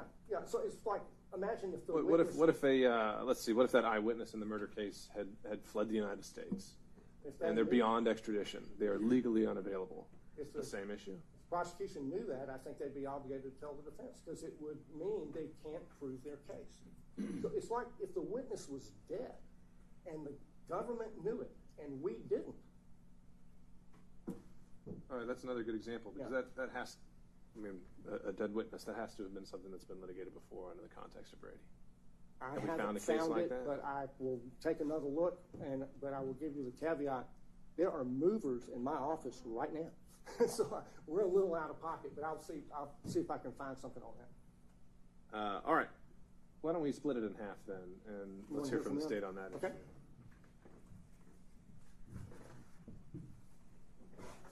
Ms. Bernie. Sure. With respect to the DOJ 2 request, those were communications about logistics and procedure. Brady does not require the disclosure of communications of logistics and procedure. Brady requires the disclosure of exculpatory evidence or impeachment evidence. So what we're talking about is evidence. We're not talking about whether a witness could show up, how does a witness get here, what the scope is. We're talking about what the witness said, what they might have seen, how their testimony might change. Further, we're also talking about with this is that communications, he speculates that there might be contents about privileges that might help his defenses. That's a legal argument. That's not evidence of any type that would help his trial. And as we go to Georgia law, and you're right, Brady requires disclosure at the time of trial because it's about what evidence will be, evidence is shown, what can be rebutted. It's not talking about legal argument. I mean, legal argument is at best persuasive to the court and might be more like akin to an amnesty brief, but it's not evidence itself. Any questions? Have you found the dead witness Brady case by chance? I have not found a dead witness Brady case either. I have not seen it. I wasn't looking in that direction. I'm sorry. No, I think that might be worth following up on. I'll follow up with it. I will say I haven't found any cases, nor has he cited any cases that legal argument or persuasive authority is admissible under Brady or disclosing it Brady. And setting aside the legal merits, is there anything that the state would like to declare as it relates to TUI in this case? Declare that this was relevant just to the logistics and procedure as to the special purpose grand jury. With the DOJ, it was only to the SPGJ, not towards trial. So we'd have to reissue a new subpoena, a new TUI request when it comes to trial. And so are the guidelines any different when it comes to the DOJ considering it under the auspices of a trial subpoena versus a special grand jury? Well, we'd have another shot at it with the DOJ, not to get into the contents of what was in our communications. We'd have to reissue with the DOJ a new subpoena, and they'd have to make their own decisions on what's the best what was the best course of action for DOJ and their agency and their course of interest as opposed to a trial versus a special purpose grand jury or just a regular grand jury. And again, it's been a minute since I've had to look through that sort of thing, but is there also a remedy if the DOJ denies TUI clearance? Can that be appealed in federal court? I believe so. I'm a little uncertain, but I think it would be under the Administrative Procedures Act that you could have that judicially reviewed. So even if you've been denied, that may not be the final word. You know, I can. I think that's more just for my own benefit. I don't think that's really material to the decision today. All right. Well, I'll turn it back over to Mr. McDougald.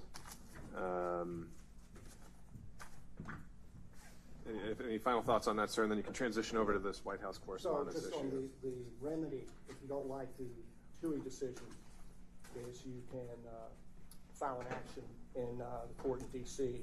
or wherever the decision is made under the Administrative Procedures Act, but your standard of review is going to be arbitrary and capricious or legal error. So it's pretty tough to win those.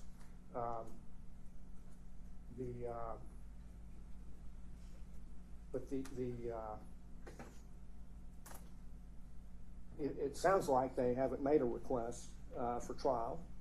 He didn't say it affirmatively, but it sort of sounded like that. But they did make a request for the special purpose grand jury, evidently, and it was evidently denied. So that is very likely to have meaningful information for our case. And the point he makes about what's the scope of Brady, there's something to that. But the definition of exculpatory that we quoted in our filing, that's the 11th edition of Black's under the tender mercies of Brian Garner. But the definition was when the evidence may be material to the outcome of the case. And if you But I guess that included in the definition is what is evidence? Yeah, what is evidence? Is someone going to be in a place or not going to be? Is that evidence or is that logistics? But it's sort of a phenomenology problem. Here it goes to the absence of evidence, which is an evidentiary point. And if the state knows that it will not have sufficient evidence to prove the case against Mr. Clark, we ought to be entitled to know that now instead of being put through the agony of all this, being indicted and publicly, subjected to public ridicule the way that. Well, I guess that'd be the other question I could have asked Mr. Bernick here is you mentioned count 22, and can you even be so confident that the state can't prove its case without these witnesses? Or are there other hearsay exceptions? Are there other aspects of this? And RICO being so broad, is count 22 even necessary to prove count 1? Well, those become less certain as you go down the line. But to prove that it's a false writing, I mean, this is not a new story. We're litigating the exact same theory in Mr. Clark's bar case, where he's charged with attempted dishonesty. And the explicit argument is that Rosen and Donahue said that the things in this letter were not so, and they would not agree to the letter. They were against it. They hated the letter.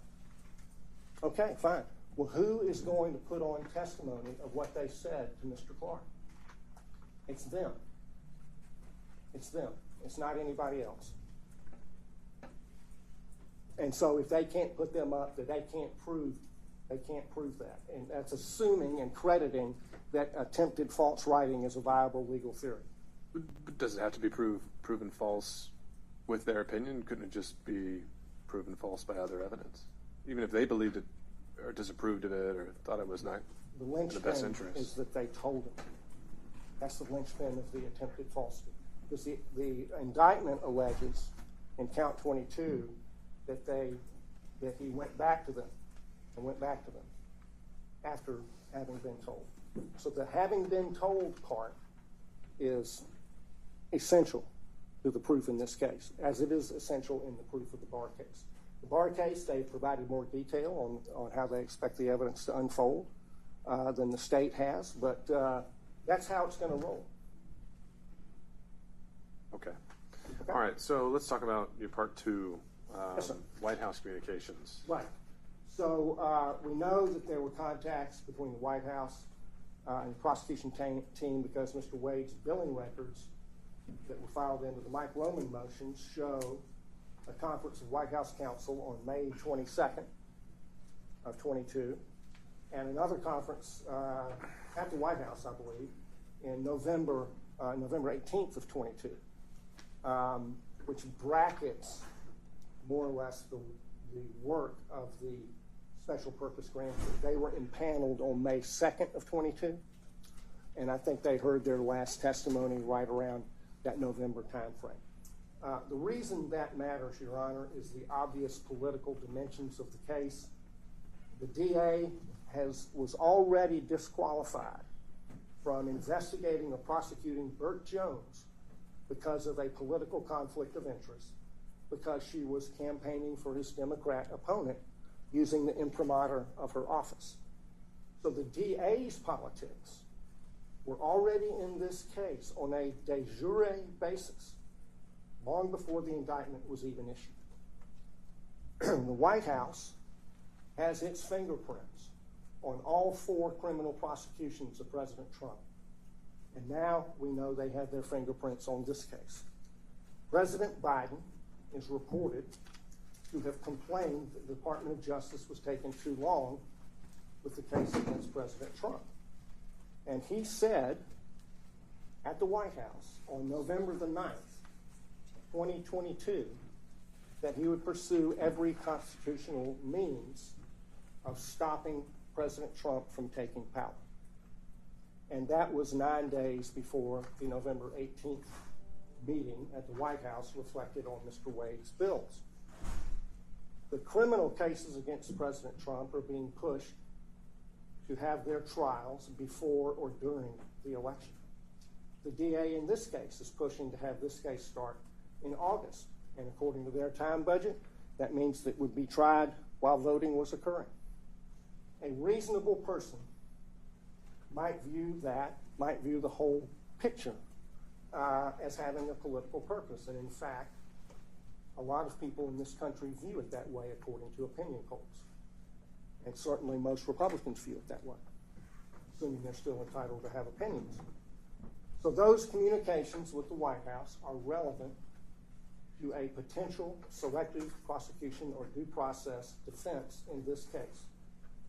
And as for Mr. Clark, one reason we are a little suspicious about politics is we cannot find any other cases where a lawyer or anybody else, for that matter, was prosecuted over a draft letter that was never sent under a theory of attempted false writing or attempted false statement. I haven't found a case where that happened in Georgia, nor anywhere else. Maybe it's out there, but I haven't found it yet. So that alone, when you can't explain it, when it doesn't make any sense, there must be some other reason. It is reasonable to infer that it's politics. So we're asking the court to order them to produce those documents in addition to the TUI correspondence. Now, I expect what we're going to hear is what we heard on President Trump's motion, that there aren't any documents. But they haven't said that yet, so they get a chance to come up and respond to that. Okay, well, we'll start there then. All right, thank you, John. All right, Mr. Bernick. So let's start there. Again, we're traveling under Brady, and he's asking for evidence, and our communications with the White House counsel's office was about logistics and procedures, whether they had a TUI-type process in place. It wasn't about obtaining any type of evidence for them. But this seems a bit different. We're not talking so much about the logistics of witnesses as to whether there is potentially any coordination or political motivation that might. Well, that's speculation. And it would be speculation right now because I think he concedes he doesn't have access to your emails, and it would be unlikely unless he was sitting in the room or bugged it that he'd have any idea what was in there. But apparently he's got some documentation that a meeting did occur. Yeah. And so I guess the issue would be a selective prosecution claim can be brought pre-trial if they think that there are grounds on it. And that's a bit different than just asking about whether a witness is going to show up or is not going to show up, right? Correct. So the original question was, is there something actually in writing that shows communications between the office and the White House counsel? We did get a letter from the White House counsel's office. All right, It was so about logistics and procedures, as stated before. all right, so it's just that you're saying the sole written communication, whether by text, whether by email, whether by written correspondence, solely consists of one written letter. Written letter, well, there's two written letters, Your Honor, about procedures, about how we interviewed, whether it was a two-week type process with former or current White House officials. Okay.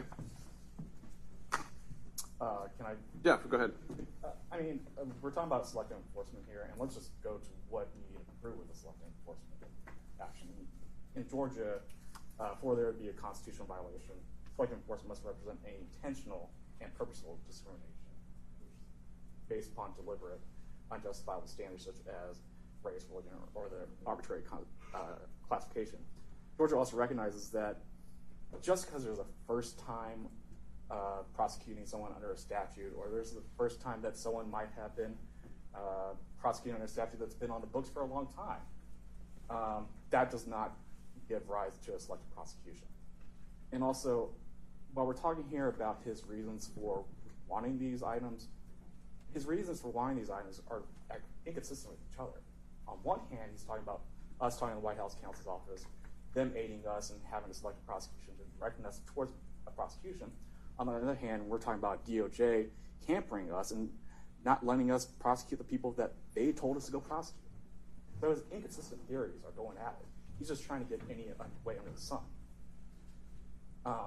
And just to recap, these are about logistics and procedure. This isn't evidence.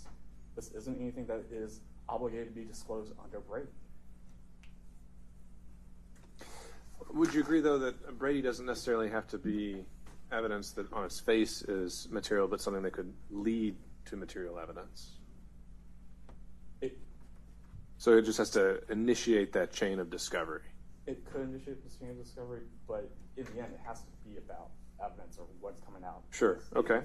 And so if this created some kind of lead, would you agree that a selective prosecution is a viable claim? There are a lot of hurdles, and I don't think that they've jumped any of them in this, as alleged in this motion to compel. I think they'd have to show disparate treatment among other similarly situated potential defendants. That hasn't even been alleged. But a selective prosecution is a real claim. It is a defense that's viable in Georgia. All right, and that's one that would have to come up before trial because a jury would never get to hear any of this. There is case law that says it is a pretrial motion. Yes. All right, and so Mr. McDougall, let me just emphasize that. This argument you're making about selective prosecution, would you agree that that is something that doesn't go to the merits of the case at all? That's not something a jury would ever hear or be able to consider? Well, and part of my argument is the case has no merit and is being prosecuted because of politics. So the merits and the selective prosecution argument are joined. But I think I want to reserve the right to change my mind, but I think that's what you said is right, that it wouldn't go to the jury. Okay. Because, I mean, effectively otherwise you're arguing for nullification. Is that fair? Yeah, which, I guess we'll address that if we get there. Any port in a storm, Your Honor. So what I'm getting at is also coming back to the original point, which is the timing of Brady. Mm-hmm. It's usually supposed to be at trial. But, however, there's the caveat unless earlier disclosure would have impaired the defense, right? And we're kind of in the situation where this is a pretrial motion that they have to make, and by the time you get to trial, perhaps it's too late to even make it. So, point being is in situations where the materiality is even somewhat up to debate, I think the proper procedure is an in-camera review. And if you're saying there are two letters that exist, then it seems that those could very easily be submitted under seal. We can see if there's anything in there even remotely resembling something talking about political prosecution or selective prosecution that would further the investigation of that. And if so, then that resolves this motion to compel. Any reactions to that, Mr. Bragg? I think it doesn't allow them to read around in our files, which is not required under Brady, and that is the remedy for a plausible claim under Brady is to do an in-camera inspection. All right. Anything else then you think would be relevant to this issue? No, Your Honor. Mr. McDougall? Just a couple points, Your Honor. Sure. So I learned something I didn't know, which is that there are letters. The second meeting in November doesn't say it's with White House counsel. It says D.C. White House. So maybe it was with the White House counsel's office, but you can't tell it from the time entry. The way Mr. Burnick described it is a TUI-like set of considerations at the White House. The White House does not have TUI regulations. Okay? So what considerations would there be? It would have to be executive privilege. It would have to be. So their position on executive privilege, if it's articulated in that correspondence, is something that we know what their position is with respect to congressional committees, with respect to the criminal prosecution, but this is a state prosecution. I think we're going back to... The government and these privileges are much, much different in this form than they are in those forms. Let me make sure I'm clear here, though. The original motion to compel, the request is copies of all communication with White House counsel's office, right? Yeah, I think I did say that. And so that's relevant solely as it relates to building a claim for selective prosecution? Well, I've learned something that I didn't know, Your Honor. Okay. In this hearing, which is that the letter is a TUI-like dialogue. And I think we ought to get that, too, for all the reasons I gave as to the other TUI correspondence. And the TUI correspondence is not just with DOJ. There are other federal agencies that have former employees with knowledge relevant to this case who are on the state's witness list, like the former head of CISA, Cyber Infrastructure Security Agency, people like that. And we might want to put up the former director of the Office of National Intelligence, Mr. John Ratcliffe. That actually reminds me of a point I meant to ask you on part one. Were you saying that you were needing the testimony of Rosen and Donahue because you believed that would help your defense? No. I'm sorry, Your Honor, if I wasn't clear. From what we know, their video testimony was presented to the special purpose. You would be fine if they didn't show up in court, is what you're telling me. I'd be thrilled if they didn't show up. All right, I just want to make that I clear. don't think I would have to show up either. Okay.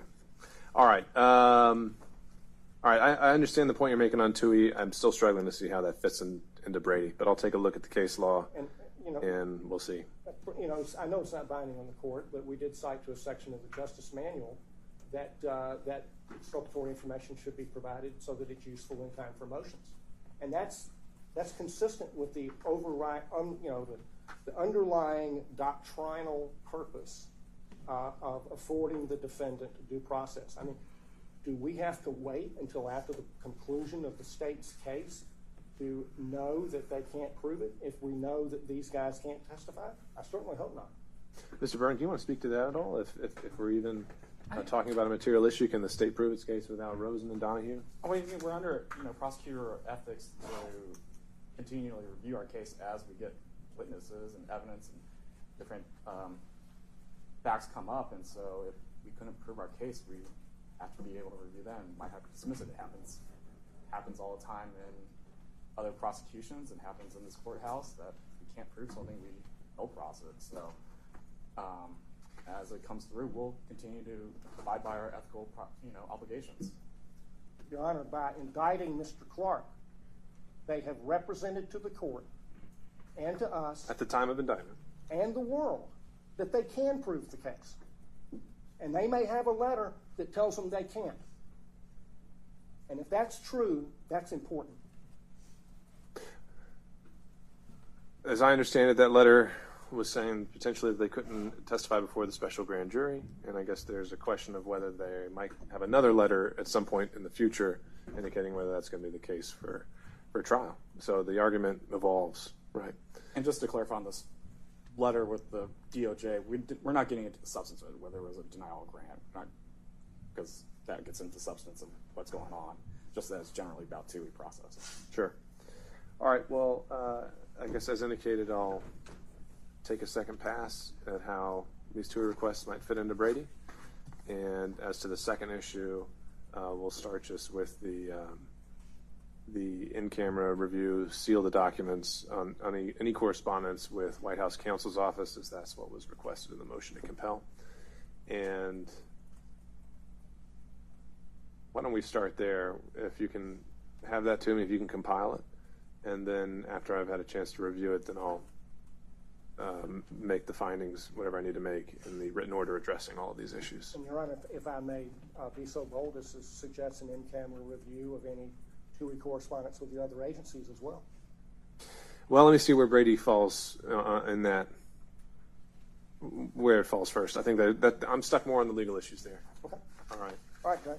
And we'll go from there. Anything else then on this motion to compel? No, but I Otherwise- we might approach the bench to discuss the motion that I filed earlier this week with a request to file under seal. Sure, that's fine. We can do that. Before we do that, just we can wrap it up though if there's nothing else. Well, when do you want the correspondence to you filed under seal? I mean, how long do you think it'll take you to compile it? So- If it's two pieces of paper, Those 2 pieces of paper, if you want them. Yeah, that shouldn't take that long. I'll be here tomorrow too. Okay. And I think you can just do that, a physical copy in an envelope, and let's say COB by the end of the week. All right? Yes. Okay. Thanks. If there's nothing else, then we'll be off the record. All right, thank you.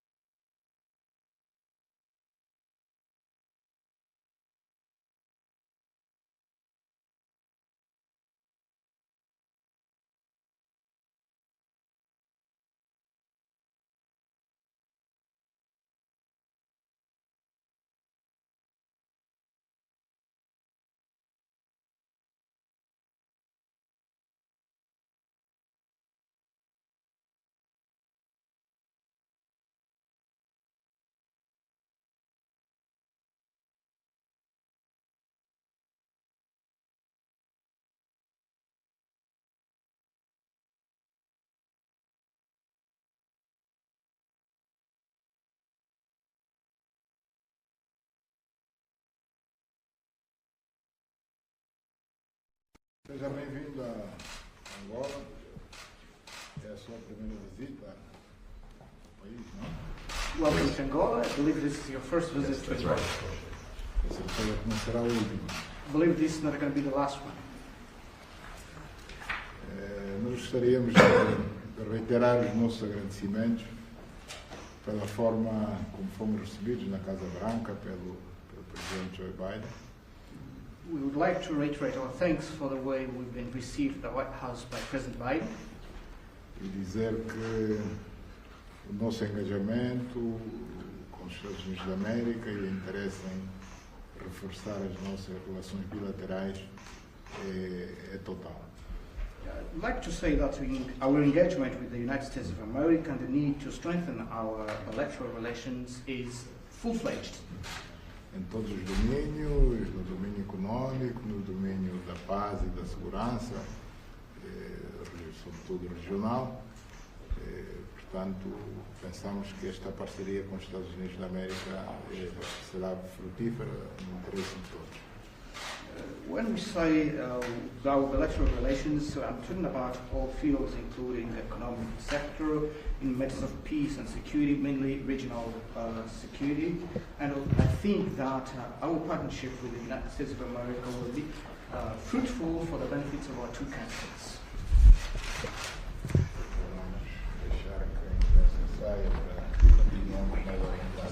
Let's let the press leave.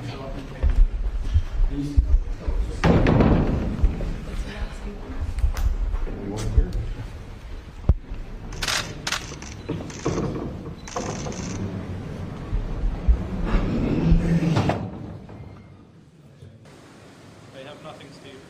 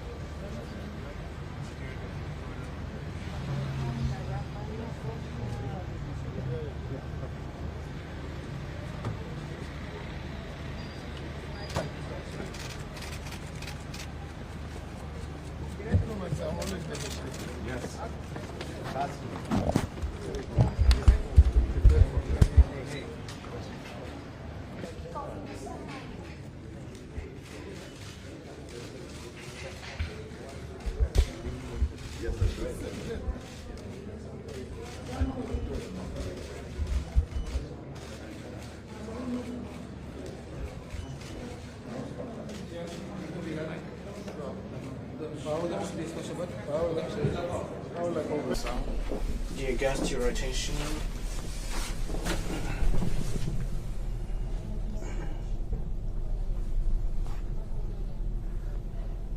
Sua Excelência António Blinken, Secretário de Estado dos Estados Unidos da América, Sua Excelência Embaixador Ted António, Ministro das Relações Exteriores da República de Angola, distintos membros de ambas as delegações, senhores jornalistas, muito boa tarde e sejam bem-vindos ao auditório Afonso Van Nunen aqui na sede da diplomacia angolana. Sabemos, Excelências, que estiveram há pouco tempo no Palácio Presidencial da Cidade Alta, numa audiência com Sua Excelência João Manuel Gonçalves Lourenço, Presidente da República de Angola, onde certamente foram abordadas questões de interesse comum, questões regionais e também internacional. Neste auditório estão órgãos de comunicação social angolanos, correspondentes residentes dos Estados Unidos, ávidos em registrar e divulgar o essencial desta visita. Peço, portanto, I therefore ask Your Excellencies to summarize what was discussed at the conversation just concluded, starting with His Excellency Blinken, the Secretary of State of the United States of America, and then followed by Minister Ted Antonio, Minister of External Relations.